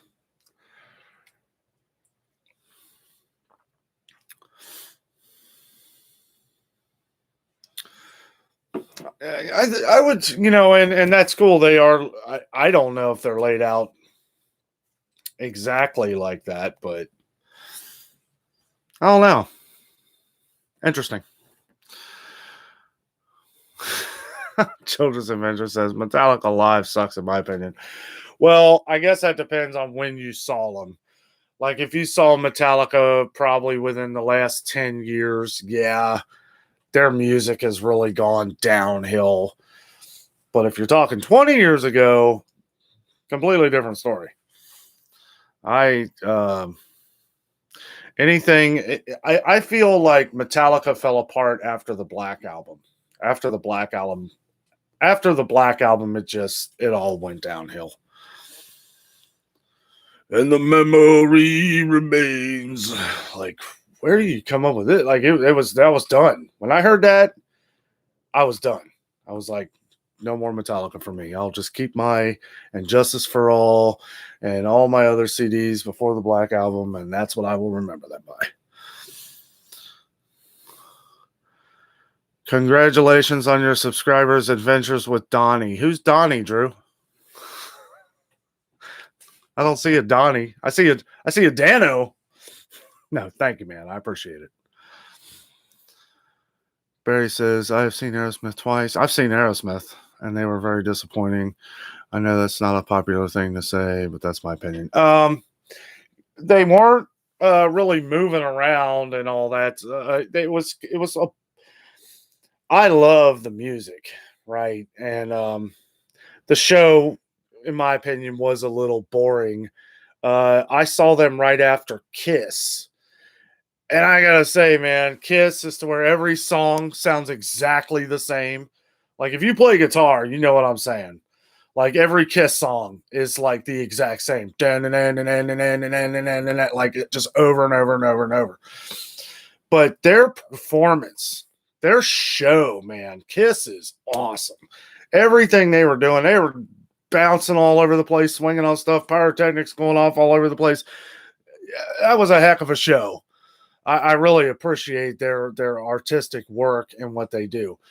Yeah, the music, I'm not a huge Kiss fan, but from going from that incredible show and everything to Aerosmith just kind of standing there not really caring. The music, it sounded great, but it sounded real like recorded, like they weren't like into it. I know what you mean. They don't really put on a great show. They're great musicians, but they all kind of feel like they're in their own little world. They don't, it fits, but it doesn't feel as like connected as a lot of other bands. Children's Adventures, Walt Disney is frozen. Walt Disney is frozen under Disney. There are rumors. At least his head, anyway. Family Guy. Barry Cooper, master of puppets. Yes, master. It's one of the first Metallica songs I learned to play. It took me like a year. Boy, you talk about a lot of changes. Furman Family Adventure says, look how they are laid out. Out the spoke and wheel shape. Each park has a central hub. Kings Island has the Eiffel Tower. Disney Parks has the castles. Each spoke goes to different themed areas. That's true. Yeah, that's pretty awesome, man. Disney Parks has Main Street USA. Kings Island has International Street. That is true. Yeah, I guess when you kind of look at it, yeah, that's pretty interesting. I never heard anything about Roy having anything to do with Kings Island. That's pretty awesome, though. Is that in that book, or you just probably do that? Dave Furman knows everything about Kings Island. He is up there every day. Well, not every day, but I wish I could, man. I love Kings Island. Unless there's a massive fight that breaks out. I guess they closed at 8 o'clock tonight, Dave? They start the new thing where they're closing at 8 because people can't just act civilized and not fight. Just says, LOL, Walt is not frozen under Disney World.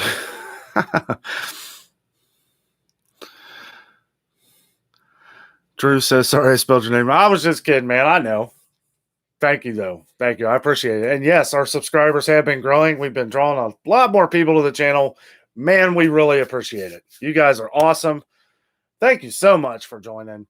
Me and Jess talk about it every day. I probably annoy her to death about it. I'm like, we got another subscriber. We got 2 more. Yes, we got 7 subscribers. Like I swear, I don't know how she puts up with me. But it's exciting. I am easily excited.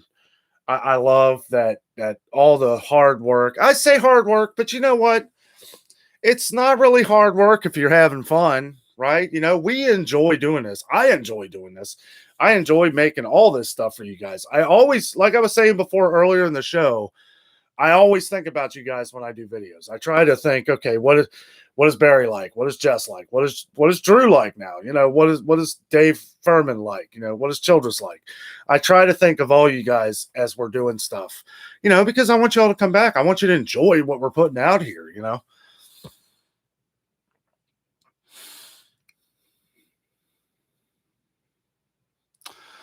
Oh, I think I missed one here. Barry says the reason I watched them twice because I wanted to give them the benefit of the doubt. Collective Soul opened for Aerosmith and was way better. Sadly, I love Collective Soul. I have seen Collective Soul live, and yes, they are an amazing band. I haven't heard anything from them lately, but man, I used to love Collective Soul. They're awesome. They put on a great show. And yes, as much as I hate to say it, as far as seeing Aerosmith live, yeah, it was rough, man. It was rough. Steven Tyler, I don't know, his leg was all messed up because usually he does all them backflips and all that. He's the only one that does anything. Like Joe Perry's just sitting there like he doesn't move. He is like a statue, right? He just sits there. But I mean, that's just who they are. I love Aerosmith. Didn't love the live show. I can't believe I'm saying I loved Kiss more than I did Aerosmith, but it's what it is. Now, if I was listening to it on the radio, I'm going to listen to Aerosmith over Kiss. But as far as the show went, it was awesome. Dave says it is in the video above. Oh, okay. So many police were up there still tonight, and they just announced that security and food service are starting out at $18 an hour. Good Lord. So they are having trouble hiring people. Man, that's crazy. Okay, so anybody need a job, go to Kings Island. They are hiring $18 an hour. Shar says she is a great actress. Drew says, okay. Shar says, just kidding, Dan. I know. Bahaha. Joseph Ventures, we do the same thing with every new subscriber ourselves. I know, right? It's like everybody that wants to join your show, everybody that wants to join your channel, I get excited. It's like, hey, somebody else likes our stuff. Because, in the beginning, and I'm sure you guys were like this too, when I first started this channel, I was like, nobody's going to like this.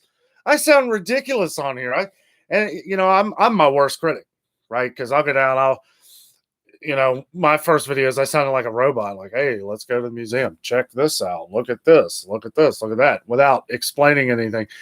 Really, it's not about explaining anything. It's just about making it kind of like you're here with me. Hey, let's look at these dinosaurs. And I try not to talk so much. That's the one thing I'm learning to do is I'll show you guys. I'll throw in a couple words and try not to just ramble on like, as you can tell, I do. Now, Friday nights, different story. I'll ramble as much as I want.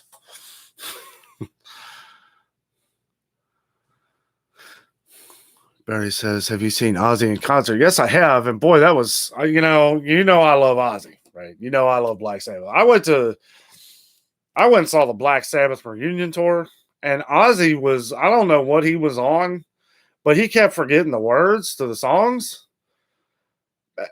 I mean, I love seeing Tony Iommi and all the original Black Sabbath crew and everything, but Ozzy was like, finished with my, he would just go off like he does on the show or something. Sharon, like he just would not. I don't know. it was fun to watch. It was cool to see the band. Arguably Tony Iommi, Randy Rhoads. Ozzy's had the best guitarist on the planet, as far as I'm concerned. They're the whole reason I started playing guitar. But yeah, I loved pretty much everything but Ozzy. It was a good show, though. He was throwing water over everybody. Jessica, you need to be in the live shows also. Yes, she does. Kid Rock puts on one heck of a show. Well worth seeing live. You know, I'm glad I'm not alone in that, Childress, Rob, or Chelsea. I would love to see Kid Rock live. I bet that is one heck of a show. You know, because he's raw, and I bet it's a lot of fun. I bet it really is. He's never played around here, so I've never had the chance to see him. But I used to love Kid Rock. I bet he puts on, yeah, like you said, great show. It seems like he gets a bad rap, but I don't know. I love it. Jess says, ha ha ha, Dave. Yeah, maybe one day. Yeah, come on in, Jess. You can sit in for the next 5 minutes while I go pee. No, I'm just kidding. Ray says, yeah, I bet Kid Rock is wild. Yeah. Yeah, that's got to be a great show. I've seen some stuff on YouTube of Kid Rock shows. I'm like, man, that'd be awesome. Like he loves his fans, you know, just like you guys. I love my fans. I love you guys coming to the show, watching the channel. You know, I get it, right? You know, it's like you guys are awesome. You know, to me, for coming in and checking us out, staying with us for so long, it's really incredible. And I feel like he's like that. You know, he really shows a lot of appreciation for his fans. He gets the audience involved with everything. Maybe one of the only guys to actually jump out in the crowds anymore.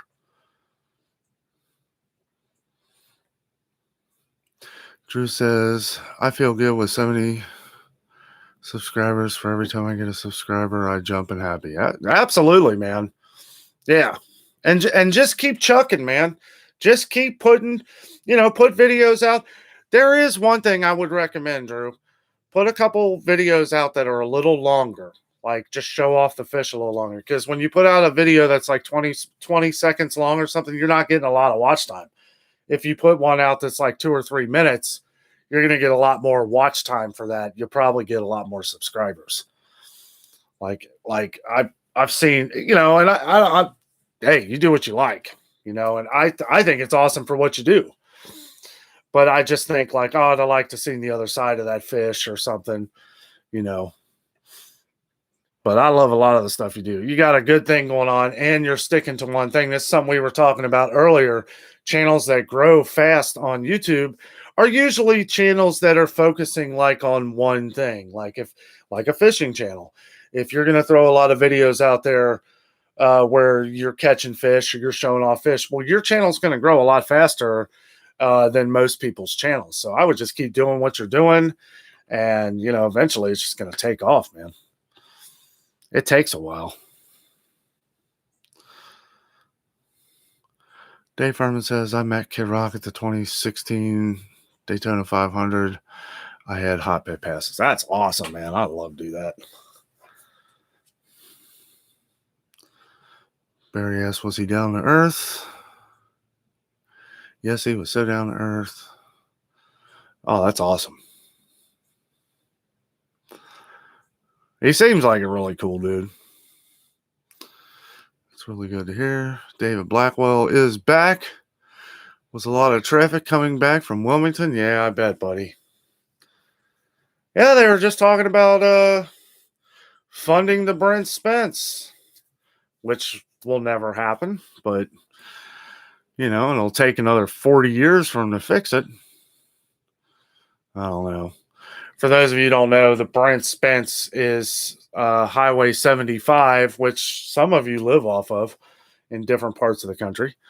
But 75 up here, the bridge, they need to redo it. It's falling apart, and why they haven't done it, I don't know. There's been a lot of arguments of who owns it.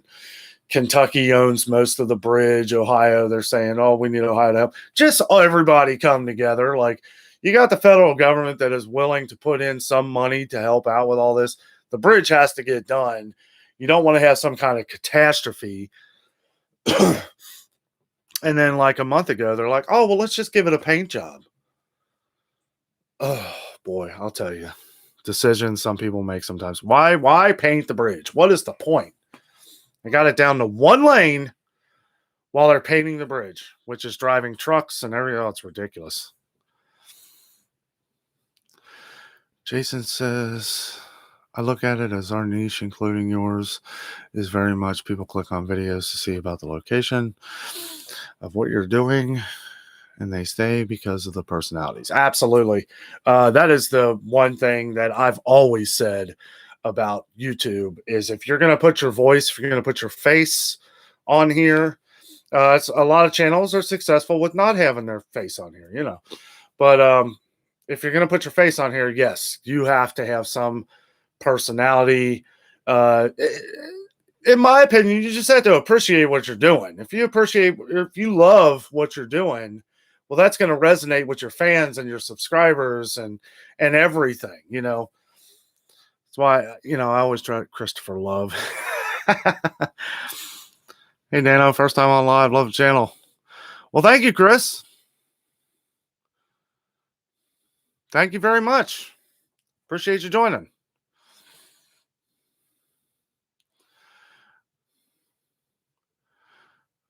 I think I skipped one here. Oh, no. They're talking to Barry. Yeah, sorry about that. Yeah, thanks for joining the channel, Chris. Good to have you. Dave Furman says, Christopher Love, hello, welcome. He says, now I got to turn this light down just a scotch here. There we go. Oh, much better. Thing was blinding me. I know that was awesome. We had a thing back in the late 90s down here around Birmingham, Alabama called X Fest, but nothing like Ozfest. I never actually went to Ozfest. Of course, that would have been awesome. A lot of good bands played at Ozfest the last time they were here. We had Metallica. Who else was it? A lot of other good bands. Jess says, hi, Chris. Chris says, hi, Jess. Told us we had bands like STB, Filter, Three Doors Down. Oh, my goodness. Alice in Chains and more smaller up and coming, but nothing on the scale of Ozfest. I don't know. That sounds pretty good, man. Three Doors Down, they're pretty awesome live. Alice in Chains, heck yeah.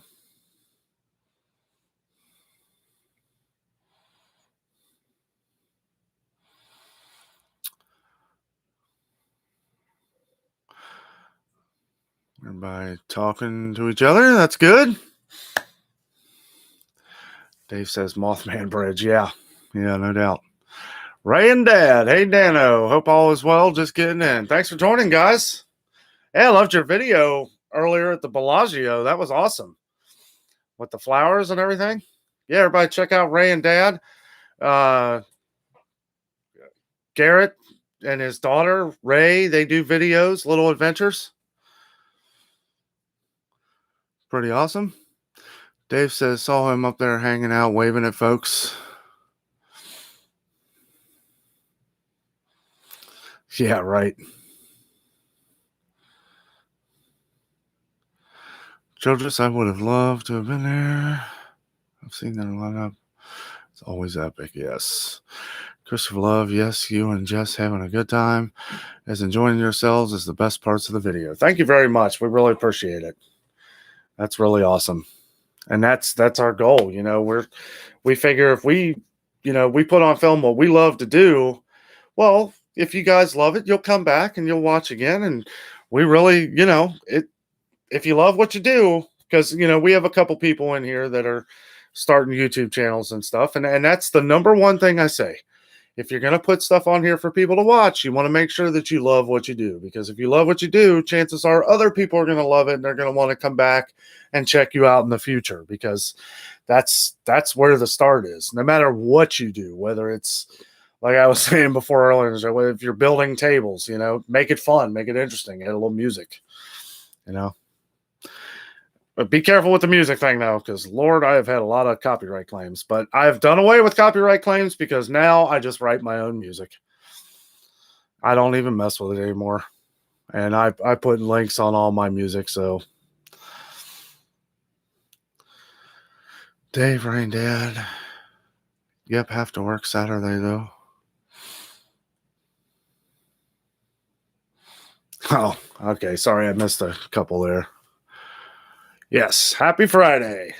You know it, man. I'm glad. Yeah, again, everybody have a safe weekend, too. Hopefully everybody's got something planned. Seems like lots of things are opening up here everywhere. Everybody's going to go out and do something. I'm going camping tomorrow. Friends I haven't seen since before the pandemic started. We're all getting together, going to have a fire. It's going to be a great time. Hang out, play a little guitar. And Dad, fishing with Drew. We love the tanks of Bass Pro. Fishing with Drew. Okay, buddy, I'll do that. Journeys. Sorry, I'm trying to get down to the. Told us I was meeting Judas Priest. Oh, man. I'd have loved to see Judas Priest. You guys talking about all the good bands.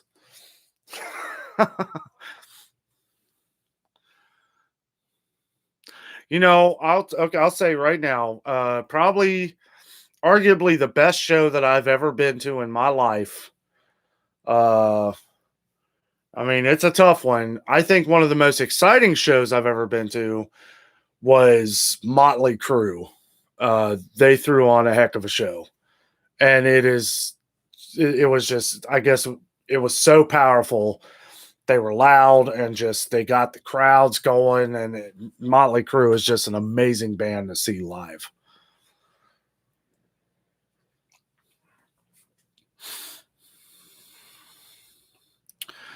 Everybody's saying hello. Digging the music chat. Yeah, we went from sports to music. This is awesome. Yeah, everybody was saying what their favorite band was before. What's the favorite show you've ever been to, Garrett?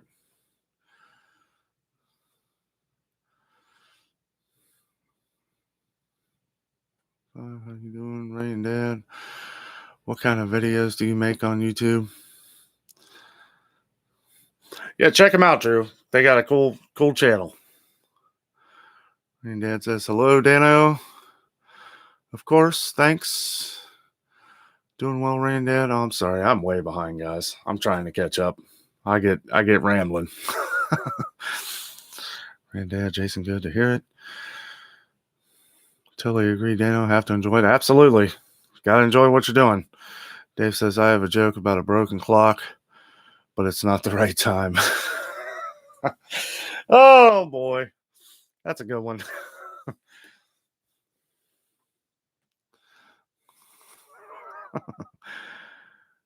You going out there? You're going out there tomorrow, Dave, right? David's my brother here. I believe we're going on the same camping venture. Fishing with Drew, do you like to do YouTube shorts? If you're asking me, no. I did. I liked doing the guitar YouTube shorts. But one thing that YouTube Shorts was really hurting my audience retention rate, and I didn't like how it was doing that. Yeah, you get a lot of views, and that's good, but the hours of watch time do not count toward. Now they're saying they're going to try and work out a way to monetize YouTube Shorts. I'm not sure how that's going to work, but I'm stepping away from it for a little bit. I was doing my little guitar videos on the YouTube Shorts, but now if I do a guitar video, I'm just going to make like a 2 or 3 minute video and put it out with everything else. Cause I don't know. When I start, I'm kind of a nerd when it comes to numbers. I've always been pretty good with numbers and analytics and stuff like that. And when I start looking at the analytics of all my videos, I want to make sure that most people who were watching the short videos never came back to the channel. And those are the kind of subscribers that you don't want, right? And they'll tell you this too. Like, if I get on here and play guitar, well, that's not the focus of my channel, right? The focus of my channel is travels and adventures and parks, theme parks, and all that stuff. So when I bring in a lot of subscribers off of YouTube short videos from playing guitar, and then I don't play a guitar video for another couple weeks, well, they just leave because that's all they were interested in. And that's fine. I get it. But that's why I'm focusing, staying away from YouTube shorts for a while. Hey, Dad, Danno, do we miss you talking about your favorite band? Ray Love is Imagine Dragons. Dad, it is tough. I think I'm trying to think. I love Imagine Dragons. They're a good band. My favorite band is probably, boy, it's really tough. We were talking about our favorite show, band or live concert that we've been to, but my favorite band of all time, I mean, it's got to be Ozzy, right? I don't want to say Black Sabbath, but it was Ozzy during the years with Randy Rhoads, when Randy Rhoads, Crazy Train, Mr. Crowley, that is where I wanted to start playing guitar. That was the band that I followed. Yeah, probably Ozzy. Even though I'm not a huge fan of Ozzy. I know it's funny saying that. Like, I loved all the band, but Ozzy, yeah, he fit the band, but Ozzy's just crazy. But I really loved Randy Rhoads and pretty much every guitarist that ever played for Ozzy.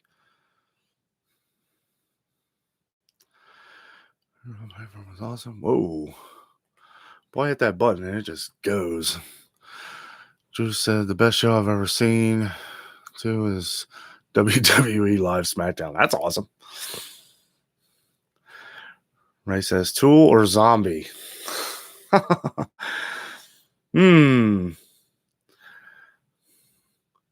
Tool.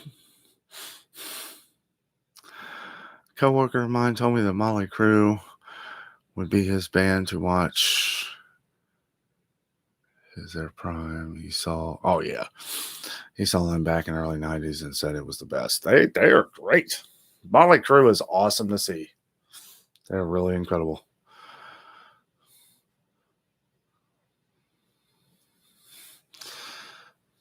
Everybody's laughing at Dave's joke here. Dave says, you know it. Oh, yeah, for tomorrow. Sorry, I'm a little behind, guys. I'm trying to catch up. This says favorite Judas Priest album. Mine is Painkiller. I don't know. I love them all. Love them all. Breaking the law. Breaking the law. Breaking the law. I love Judas Priest. I don't know which my favorite album. Painkiller. I like their greatest hits. And yeah, fishing with Drew. Sorry, late response. Would you travel in family vlogs? Okay, the ones you guys are talking to each other, I'll just skip. Sometimes I got to go back though, because if one asks me a question, I'm not sure what one says. Some of these I just read to myself. Of that's cool. I will check y'all out, Randad. Fishing with Drew, thank you. You're welcome. Yes, check out all your guys' channels. Fishing with Drew's got a channel. Randad's got an awesome channel. Jason, PFAM5, Childress Adventures, all these guys. We got a tight YouTube community here. You guys check out everybody. Subscribe to everybody. Let's build our community of YouTube channels here. Let's get it off the ground running here. That's the way to do it. Jason's saying, gonna get the kids settled in. Have a good night, everyone. You too, buddy. Have a great weekend. Be safe.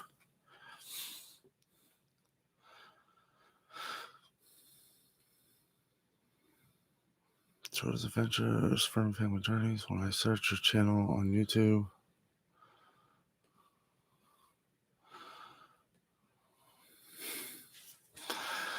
Children's Adventures, Barry Cooper, Painkiller is also my favorite, followed by Defenders of the Faith. That was the album I was thinking of. Defenders of the Faith. I couldn't think of the name of it. And Dead Ozzy is good. Always had a good backup band. Never saw him live. Yeah, I've seen him live. And it stays the same for me. I love the bands that he's played with over the years.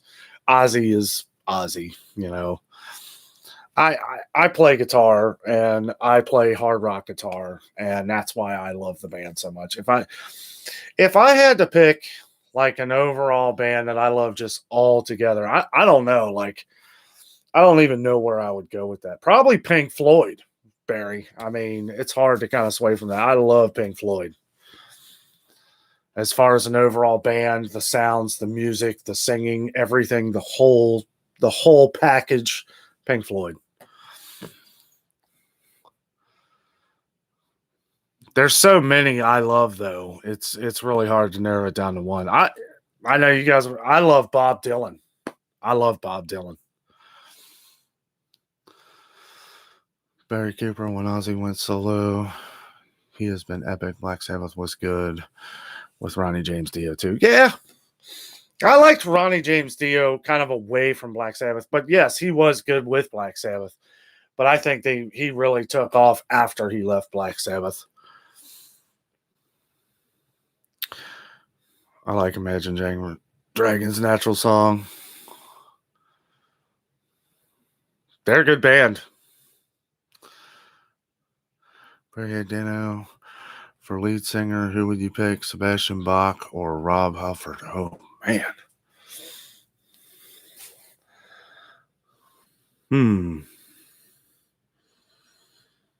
I don't know, man. Sebastian Bach's got that real, like, that scream. I don't know. That's a good question. I'll have to get back to you on that one. Same, their quality of music, sound, and their light show live is the first notch too. Talking about Pink Floyd, yes. Yeah, everything about a Pink Floyd show is incredible. But yeah, if I really had to narrow it down to my favorite all-around band where I like every piece of the music, including the singer, because that's a funny thing. I'm not really a huge Ozzy Osbourne.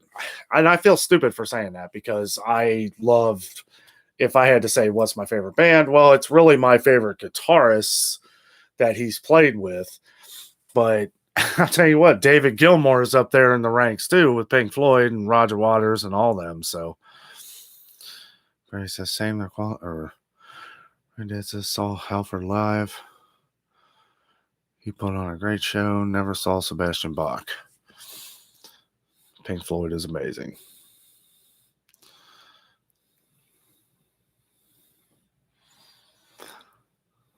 David says, I just joined your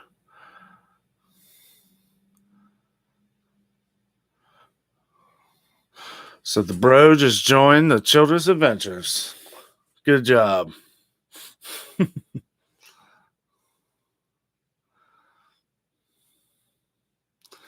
Yeah, all my buddies in here, Dave, they all got great channels. Children's Adventures, that's Chelsea and Rob. They have a great channel. PFAM5 in here. Ray and Dad, their channel's awesome. Really awesome. Check them out too. Ray and Dad, they're really cool. Let's see, who else we got in here? Fishing with Drew, he's got a great channel. He does a lot of fishing. You'd love that, Dave. Hello, good evening, Danno. Jess, how are you? Hey, Marie, how are you? Good to see you. Hey, Marie. Hello, and Barry.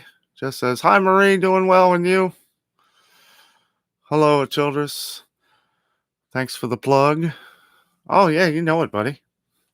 Also, better than bad with here is Marie from Vacation Station TV. And some of you guys are already subscribed to them, but check out Vacation Station TV. They're out of Pigeon Forge, Gatlinburg, Wares Valley, all that area down in the Smoky Mountains. Marie is Jeff's wonderful wife. And we actually had a chance to meet them a few weeks ago down there. It was really awesome meeting them and everything. And Marie, we saw your video on the river rafting, the tubing down river rat tubing. That was really cool. It looked like you guys had fun.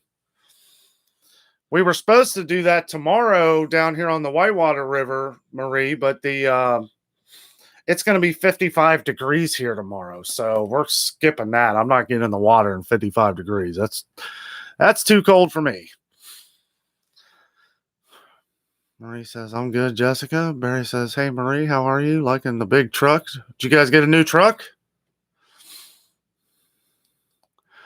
Ray and Dad enjoy the community of folks here. Great group. Yeah, absolutely, man.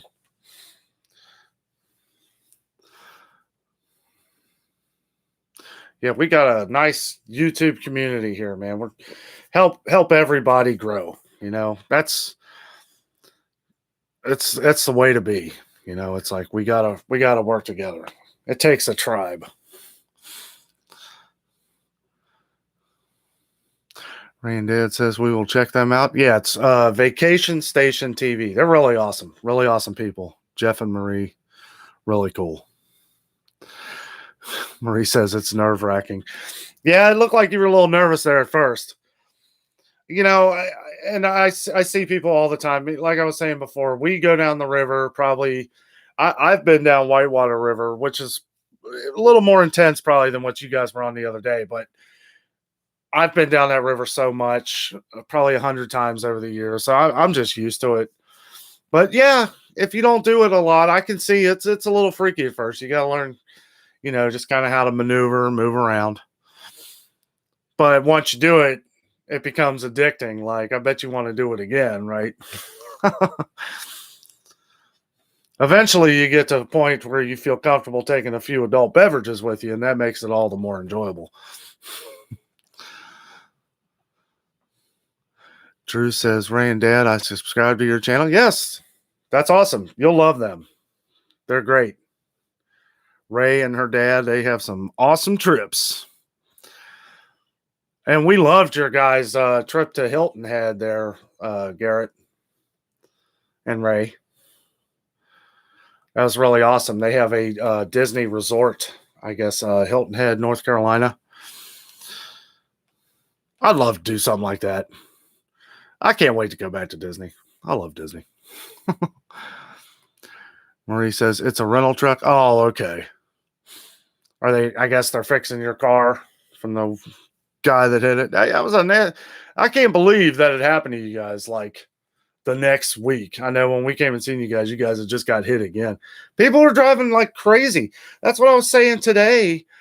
I'm out driving around and people are just cutting me off and driving. I saw a guy blast through a red light, almost killed somebody. I'm like, people need to slow down, relax, get to where you're going, you know, but just have a good time and just be safe. You know, it's going to be a crazy weekend. So yeah, especially if you're down in Gatlinburg or Pigeon Forge, man, you need to be careful because there's going to be people from all over the country down there this week and they're going to be driving like maniacs. So just be careful.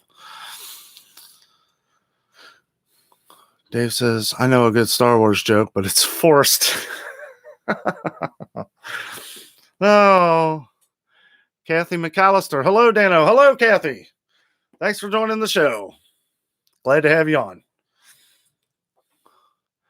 We're having a fun conversation tonight, talking about our favorite bands, talking about our favorite concerts we've gone to, favorite vacation areas, all kinds of stuff. Ray and Dad fishing with Drew. Thank you. Barry, Jeff calls the truck Detroit Chrome Mountain. Oh, that's great. Detroit Chrome Mountain. Not really. Jeff does. Drew, you're welcome. Better than bad. I know, Barry. Ronnie Crane, I can't wait to go back to the Smokies. Hey, Ronnie.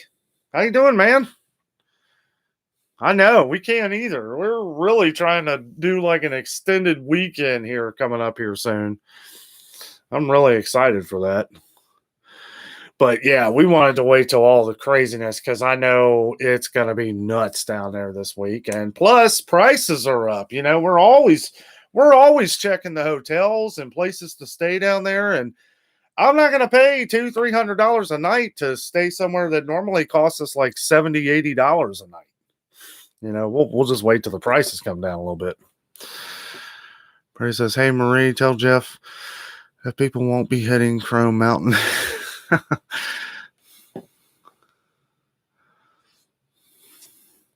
Detroit Crow Mountain. That's funny.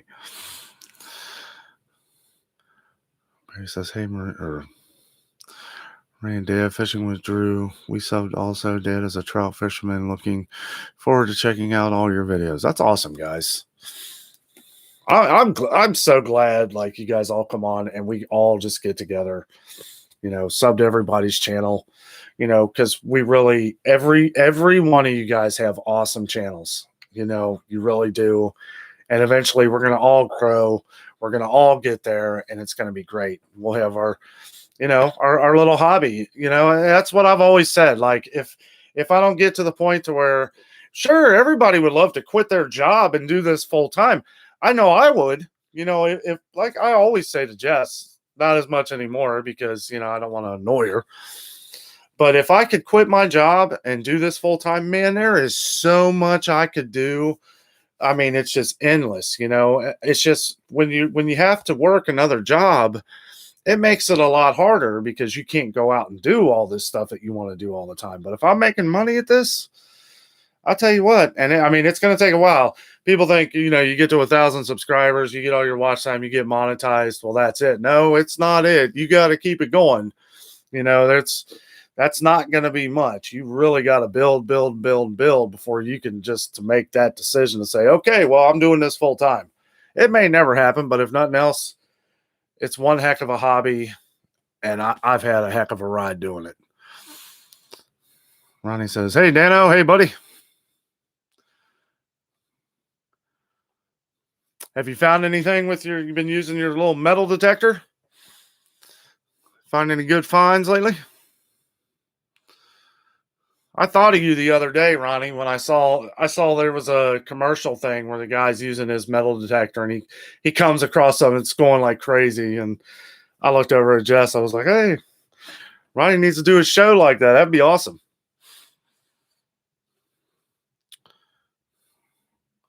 Drew says, "Thank you so much, Ray and Dad." Ray and Dad say, "We still have not made it to the Smokies." Yeah, you got to go. Not this weekend, though. It's going to be crazy busy and expensive. They kind of go with the flow. Ray and Dad needs to go on our list. Absolutely. Ray says, "I wish we could meet up and talk so we could talk face to face." That'd be awesome, man. Yeah, maybe sometime this summer we'll get and do something, you know, or meet halfway or something like that. You know, if you guys make it up near Ohio here, let me know. We'll meet at you know, Newport on the Levee or Kings Island or anything you want to do, really. As long as it's not too far from me, or if we're on the way down somewhere, it'd be nice to stop. Because yeah, I'd like to meet you, buddy. It'd be cool to hang out, grab a meal or something. Ronnie says, "Doing good if I can get caught up on helping everyone."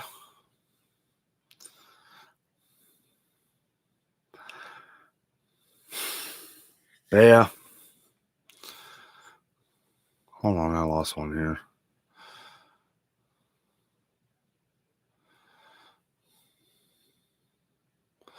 Marie says, "Children vicious, hello to you and good evening."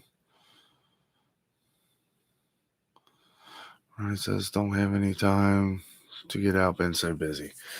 Yeah, it's, you know, and I do feel like the more and more things are getting back to normal, more and more things are opening up. Yeah, things are getting a lot busier. And I'm glad to see, like, one thing I've noticed around here, a lot of jobs are starting to get filled up again, you know, and it's like, that's good. It's like people are getting out there, they're finding a job that they want to do. I know I had a friend that was a waitress, and I guess with all this happening and a lot of them being unemployed for a long time, you know, they've looked at their life and said, well, I could go get this job for 22, 23, $25 an hour. Why would I go back to working $2 an hour and hoping that I get a good tip. And unfortunately, that's a lot with the restaurant industry right now, but I don't blame them. It's like I couldn't afford to go. First of all, I couldn't be a waiter. That sounds like a hard job. Not take a special kind of person. There are some really good waiters out there, and I'm sure they do really well. But I completely understand that with a lot of the prices going up on stuff, people getting jobs for $20, $25 an hour. I mean, why wouldn't you do that? Not have to frustrate over, whether this guy's going to leave you a tip or not. Granddad Danno, have to run. Hope you have a great weekend. Looking forward to the new episodes. Thanks, man. You too, buddy. You guys have a great weekend. Be safe. Happy Memorial Day. And that's another thing. Let's not forget about this weekend of all of our veterans. If you see a veteran, go up to him, shake his hand, or fist bump or whatever. Tell him Happy Memorial Day. Thanks for your service. I have a few friends that have been in and out of the military, and I make sure that if I can't see them, I do give them a call and thank them for their service, because that is what Memorial Day is about.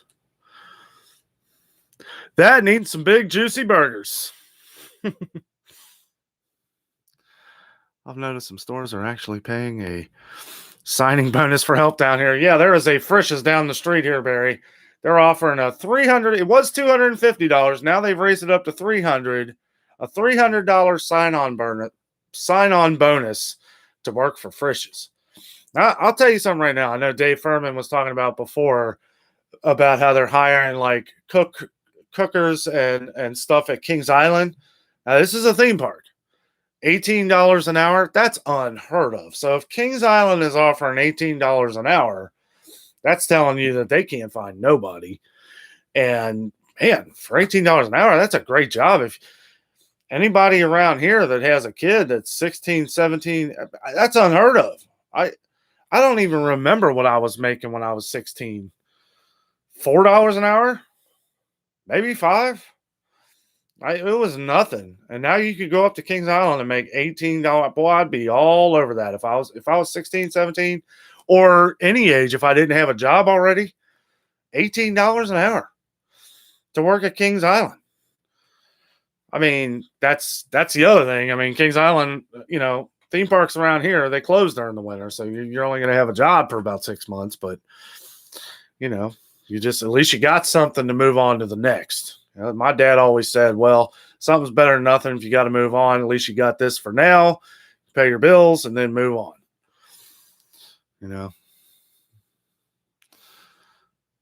Barry says, I've noticed. Oh. My grill go-to are Johnsonville bratwurst. Love them. Bratwurst sound pretty good. I don't think Jessica's a big fan. I'm pretty sure that's why we never get them. But I love brats. Anytime we're at a carnival or a festival or something, I always get a brat. Drew says, have I ever watched that show Digger? No, can't say I have.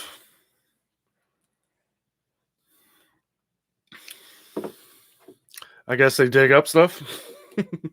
I might have. I don't know. I skim over a lot of channels and I'll watch, a few minutes of it and then go. We always end up on Big Bang Theory or Friends.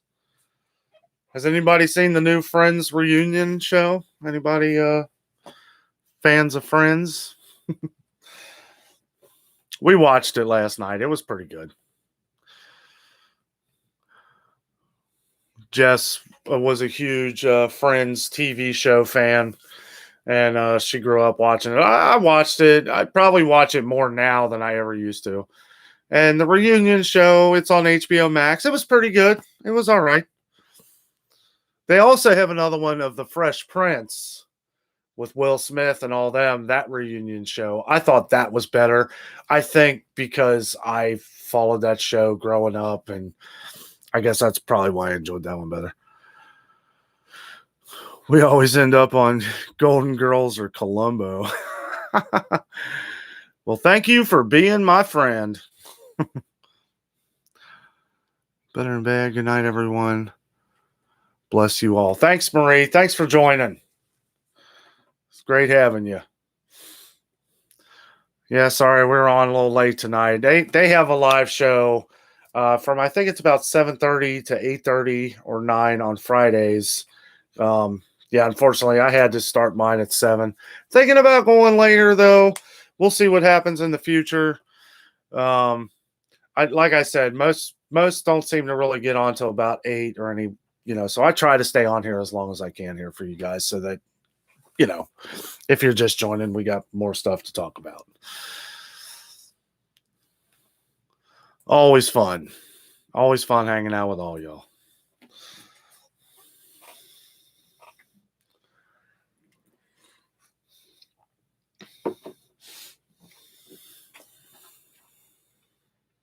Yeah,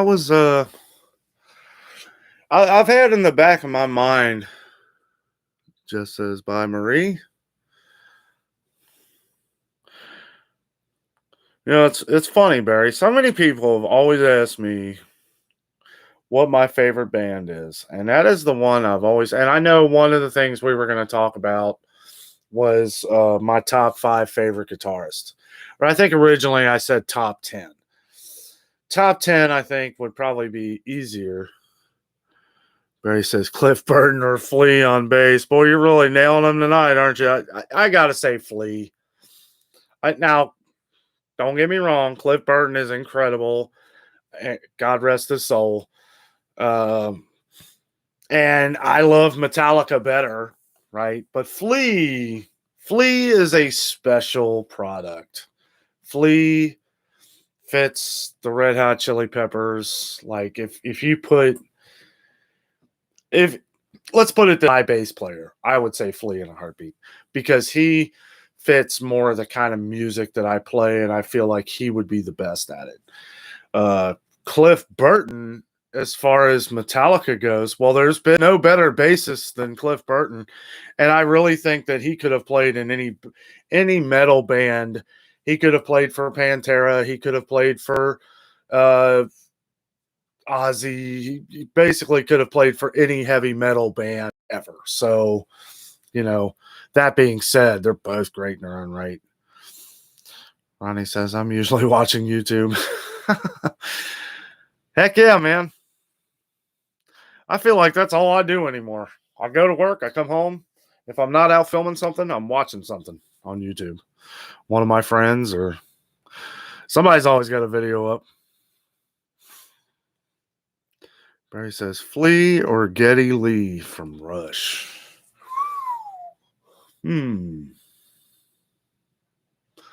I think they're both awesome. Geddy Lee's incredible. Yeah, I'd still go with Flea, man. Flea is probably, like I said, he's probably the greatest bassist of all time. I know people will argue that, but he stands out in anything he ever does, like no other bassist on the planet, and that's for real. I'm just being honest. Like, and it might not be, like Red Hot Chili Peppers. They're not my favorite band by any means, but as far as him playing the bass, he could basically play the bass for anybody. And I like Red Hot Chili Peppers, don't get me wrong, but he's who stands out in that band. Geddy Lee, yes, he stands out in Rush, but so does everybody else, I don't know. That's a good one. I actually have a Geddy Lee bass where he's got that box bass. I have a shirt of that. Drew says, yes. What's the name of that channel is going live at 9 tonight? I believe they're already off, Drew. Vacation Station TV. No, they start at like 7:30. That's probably why Marie was on here because they had already finished theirs. They have a live show on Sundays. Vacation Station TV. They have a live show on Sundays. And I believe that starts at 7 or 7:30. Vacation Station TV. Jeff and Marie are always fun to watch. They're real nice people. They do a lot of Gatlinburg and Pigeon Forge. Jeff films everything down there. Always, what I like a lot about what Jeff does down there is he shows you a lot of different shortcuts on how to get around, which I mean that helped us out a lot. I mean, because when you go to Pigeon Forge or Gatlinburg, you go on the strip. I mean, you could be sitting in traffic for forever. But there's all kinds of ways around. You just gotta, like he always says, you gotta not be afraid to turn. Like a lot of people don't turn to figure out neighborhoods and stuff. There's all kinds of ways around down there. But yeah, they do another live show on Sundays. I think it starts at 7 to 9 or 7:30 to 9, somewhere around there. Check them out there. They're awesome. Who's your favorite band? Or you said Pink Floyd, huh, Barry? Oh, yeah, I'd have to say Pink Floyd, man. I really do. I've been thinking long and that has been in the back of the brain since we were talking about that earlier. Because I know I said Ozzy at first, when really it's just the guitarist. Oh man, you're asking some tough questions. Steve Perry, of course. Steve Perry, right? But I love Nuno Betancourt. Nuno Betancourt. That solo from Bill and Ted's Excellent Adventure when they're in the mall. That I can actually play that on guitar. That's insane. That is some of the best shredding on guitar I've ever seen in my life or heard. I have looked up some of Nuno on my phone. He's incredible. But Steve Perry, yeah, as far as the whole package, singing and guitar and all that. I don't know if Nuno Betancourt, does he actually sing for Extreme? And I'm going to be honest with you, I'm not a huge fan of a lot of their music from Extreme. I love that song and I love a couple other ones, but hold on a second. Let me check this out here. There's a couple other ones.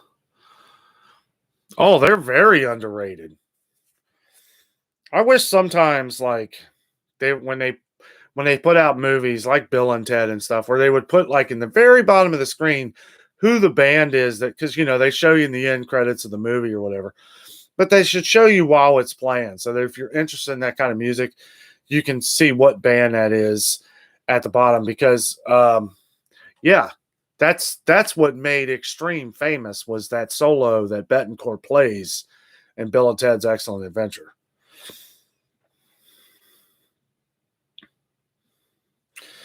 In 1 second.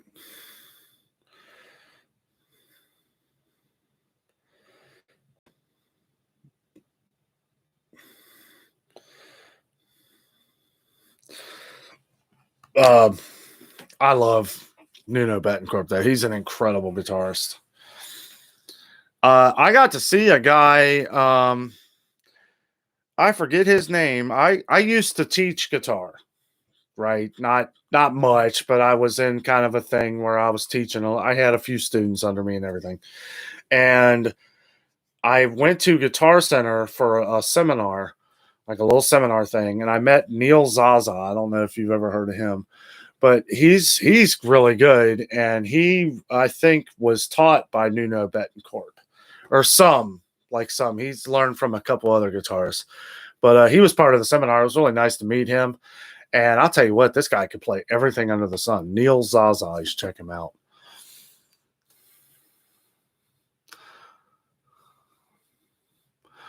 Drew says, okay, Barry, no, I forgot the lead singer's name. He is the one that sung for Van Halen after Hagar. Really? I didn't know that. That's interesting. I honestly didn't know there was anybody after Hagar, because I know Eddie got cancer real bad, and that's kind of what ended that. Well, let me look it up here. Un momento, por favor. That's what I love about Google. Singer for Van Halen after After Hagar.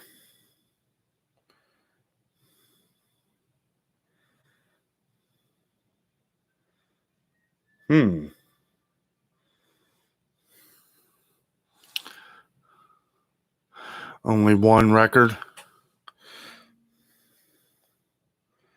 Hold on a second. I'm not very tech savvy. Hey, Ashley. How are you? Have you ever met John Cena? I have. Oh, that's awesome, man. No, I haven't. But I'd love to. He's an awesome dude.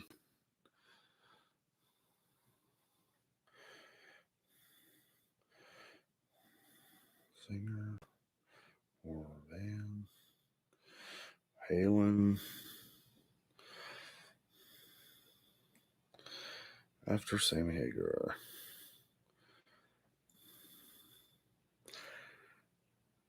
Gary Sharon. Gary Sharon.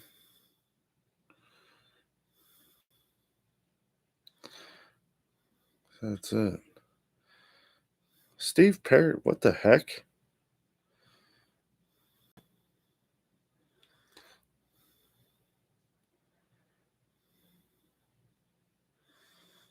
Okay. Yeah, it was Gary Sharon. That's it. Drew, does anyone on here have TikTok? If you do, shout me out on there if you don't care. I don't know anybody that's got TikTok, Drew. I was on a lot of different platforms there for a while.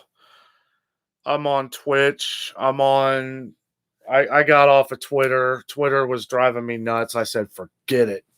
I was like, Twitter was ridiculous. Especially if you're trying to promote YouTube stuff. It's hard to promote a YouTube channel on anything because no other social platform wants it.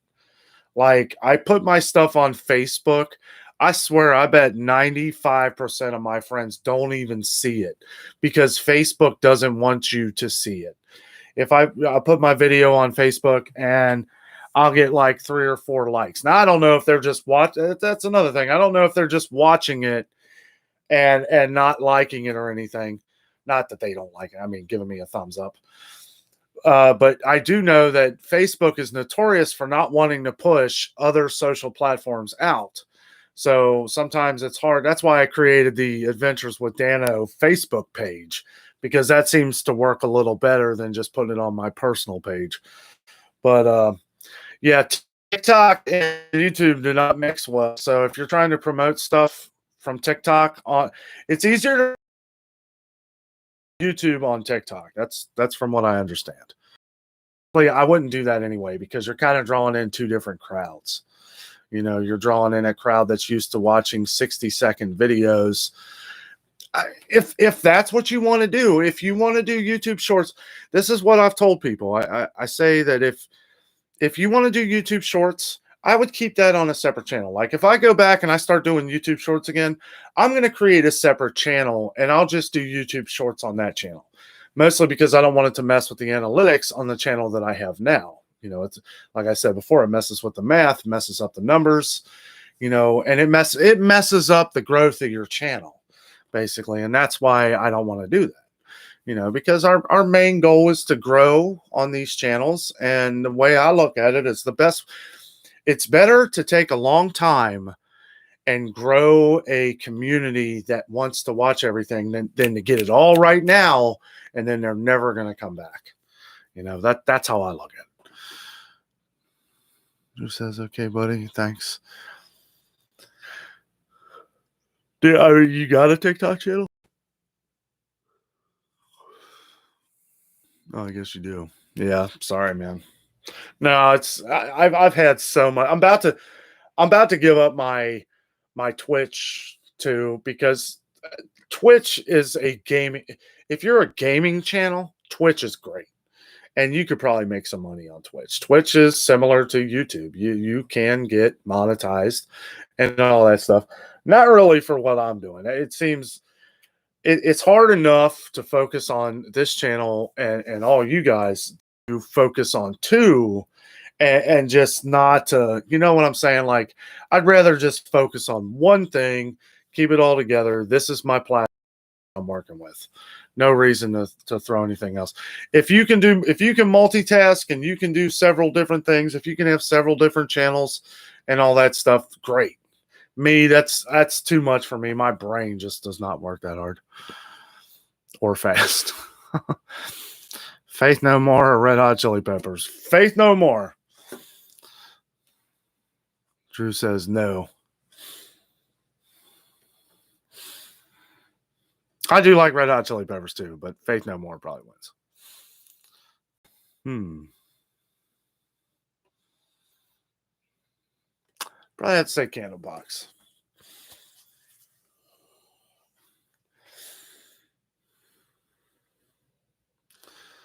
Oh, yeah.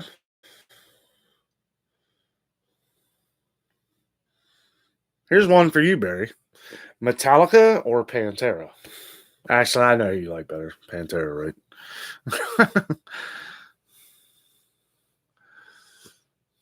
I will say that I do love playing Metallica on guitar. It is it's not, a lot of it's not easy, but Metallica music is very rewarding, especially if you're playing with someone, if you're playing in a band with someone, because there's a lot more harmony in the guitars of James Hetfield and wow, I must be tired here. James Hetfield and the lead guitarist, whatever his name is.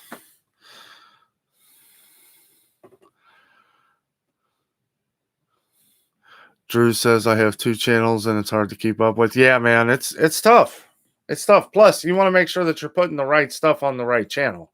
I've seen some of your other channel. I like it. I like both your channels. The Gatlinburg channel. I would have to say Metallica due to their catalog is much better. Yeah. What does Barry post? Barry doesn't have a YouTube channel, although he should. Everybody should.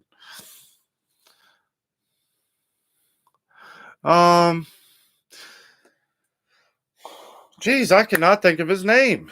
The lead guitarist for Metallica. Oh, I hate resorting to Google. Man, I feel like an idiot.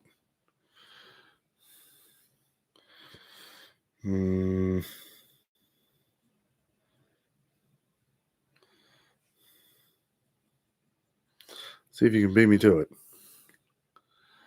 Nope. Barry's a fanboy stalker. Metallica's lead guitarist. Kirk Hammett. Good Lord. It was Dave Mustaine, and then they had their falling out. Kirk Hammett. Jeez, yeah.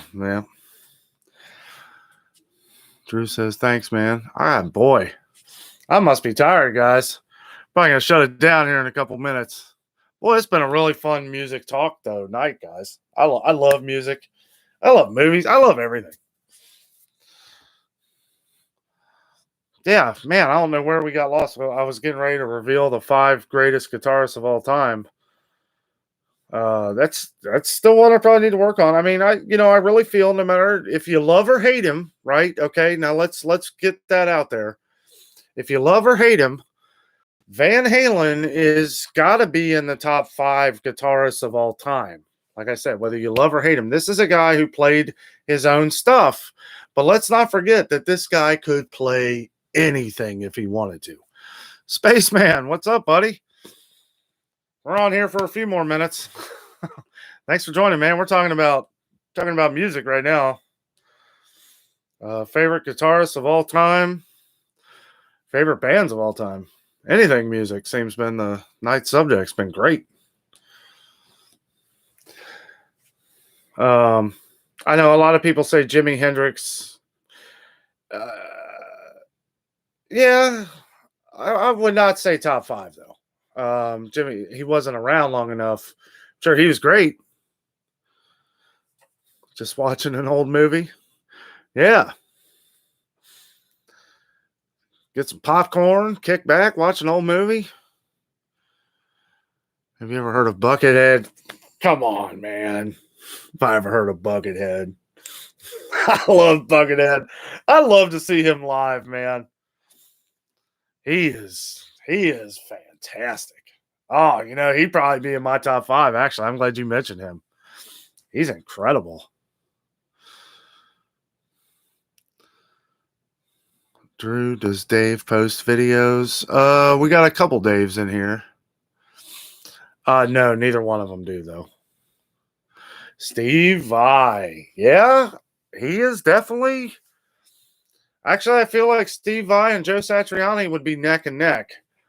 Because they're similar. Joe Satriani and Steve Vai are very similar in their guitar playing. Eric Clapton, yeah, he's got to be up there. Again, I don't know about top 5. Eric Clapton, a little overrated. Great. Don't get me wrong, okay? Eric Clapton is great. He's great in a band, singing. Basically, you're getting the full package. Best guitarist? I don't know. The way I look at it is if I have no trouble playing your music on guitar, then I don't know if it's the greatest. I don't consider myself the greatest. Everybody can play Layla. It's still good, though. Don't get me wrong.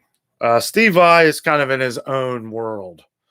Joe Satriani in his own world.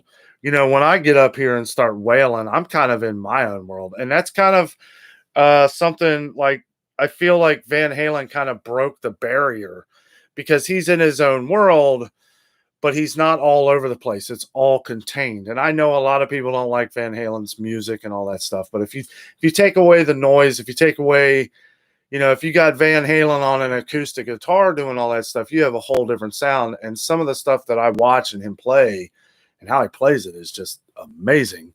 One guy you guys should watch or you should YouTube is Jakey Lee from when he played for Ozzy.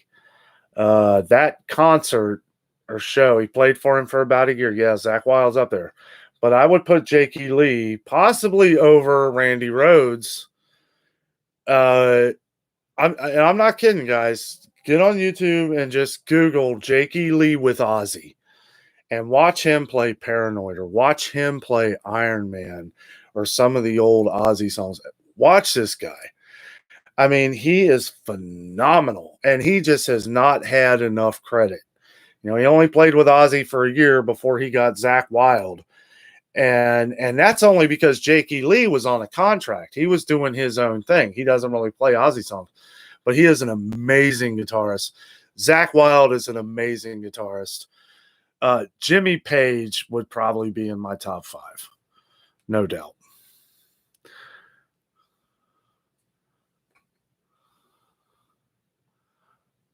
Buckethead, is he Ken the Jughead?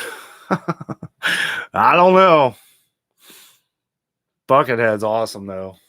Just with his KFC bucket on his head. He's incredible. His guitar playing is insane. What's your opinion of the lead guitarist for Limp Bizkit? Bo Diddley? I think he's great. John 5 from Marilyn Manson, he's really good too.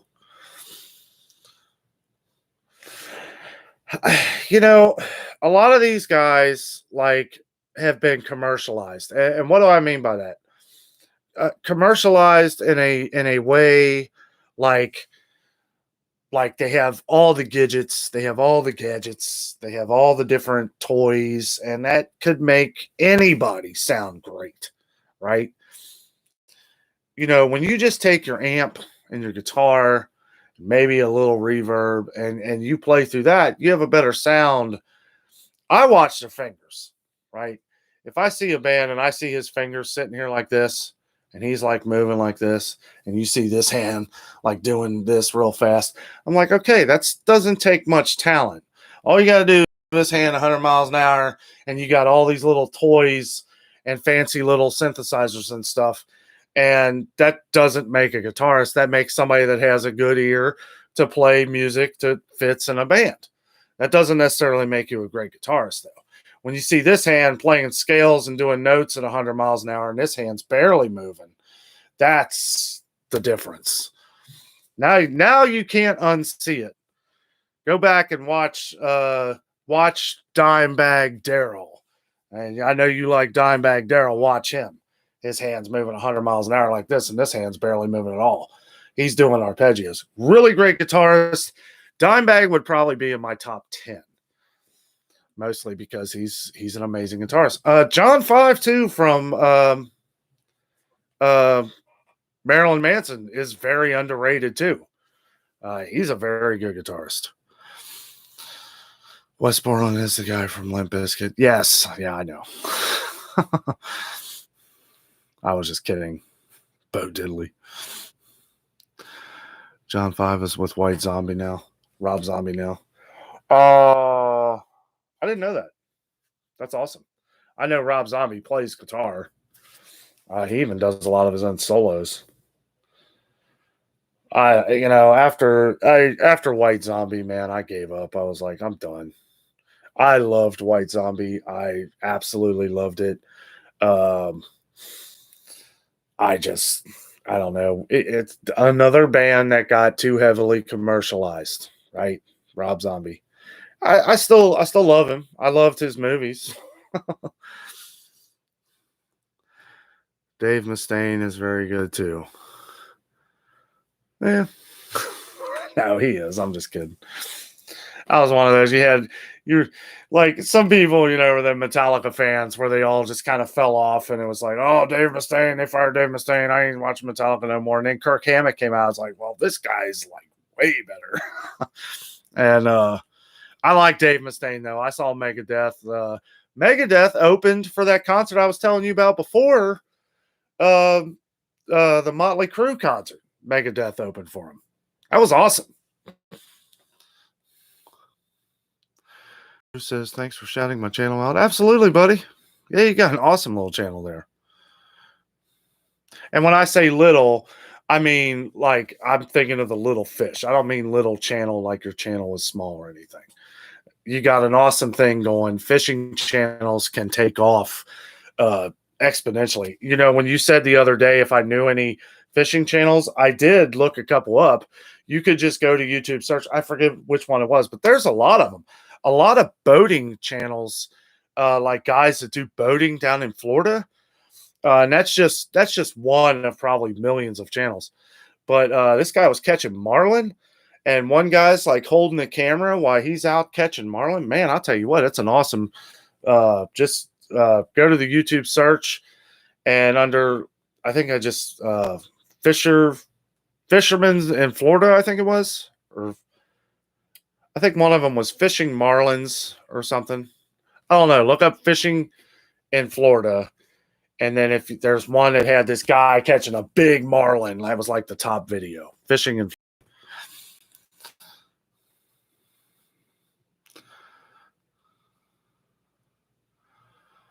Barry says, so did I. I loved White Zombie. Yes, miss them. Yeah, it's like when it was raw and unedited, right? Because that's what everybody loves. Raw and unedited.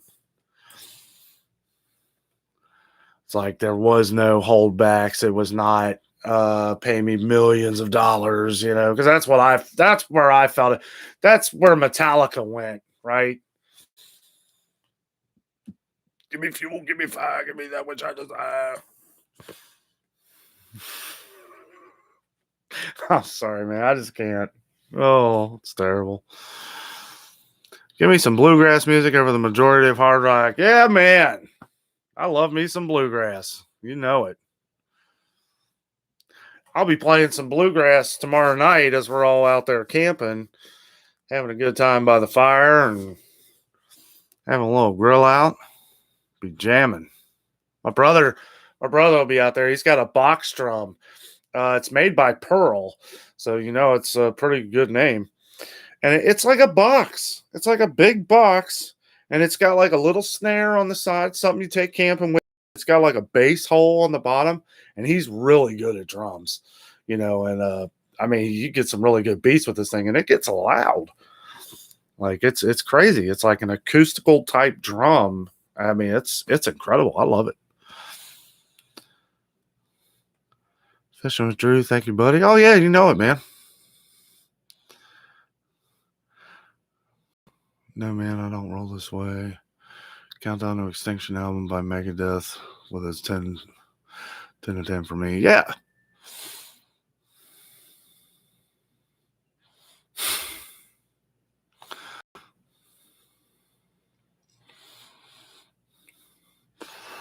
What do you mean you don't roll this way? You liked Mustaine with Metallica better? And that's okay. I know a lot of people who do.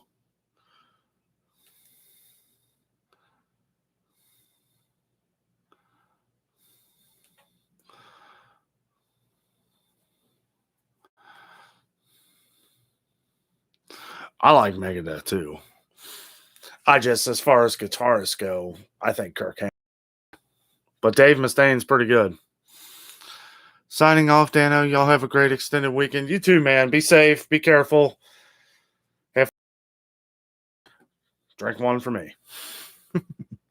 Be safe. Happy Memorial Day, buddy. Drew says, I'm going shark fishing. Drew says, are you making a video tomorrow of camping? And can you shout out my Gatlinburg channel? I'm probably not doing a video tomorrow, no. Nope, gonna take a day off, take a full day, relax, hang out with my buddies I haven't seen since before the pandemic. Just gonna have an awesome night out. Oh my goodness, I can't believe it's after 10. Guys, I hate to, but we're gonna have to end the show. Drew, what Gatlinburg channel?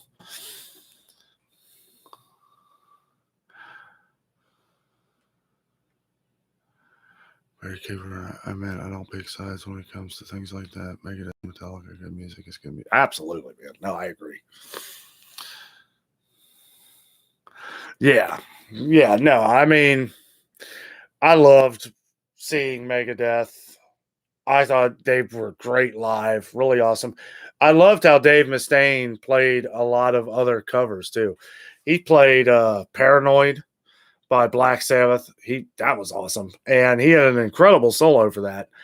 And they also played All Along the Watchtower by Jimi Hendrix. I thought that was really good. And that is one thing I like about Dave Mustaine is he does a lot of different things. You know, it's not just all one thing. All right, buddy. See you, man. Have a good night.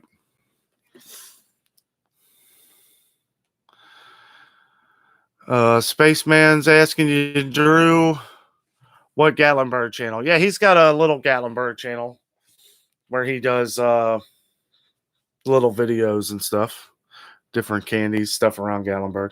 I'm not really sure. I haven't looked too much into that one, Drew.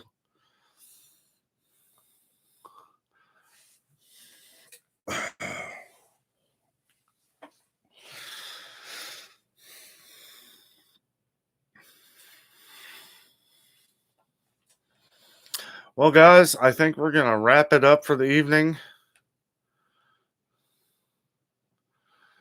Drew says, my Gatlinburg channel, all things Andrew Gatlinburg channel, that's the name of mine.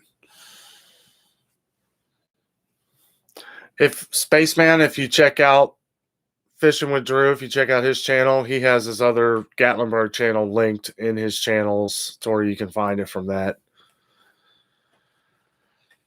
Yeah, sorry. We're going to have to jump off here, Spaceman. I'm exhausted. We've been on here since 7. I appreciate you coming in. Everybody watching tonight. It was a great live show tonight. Really loved talking about all the music.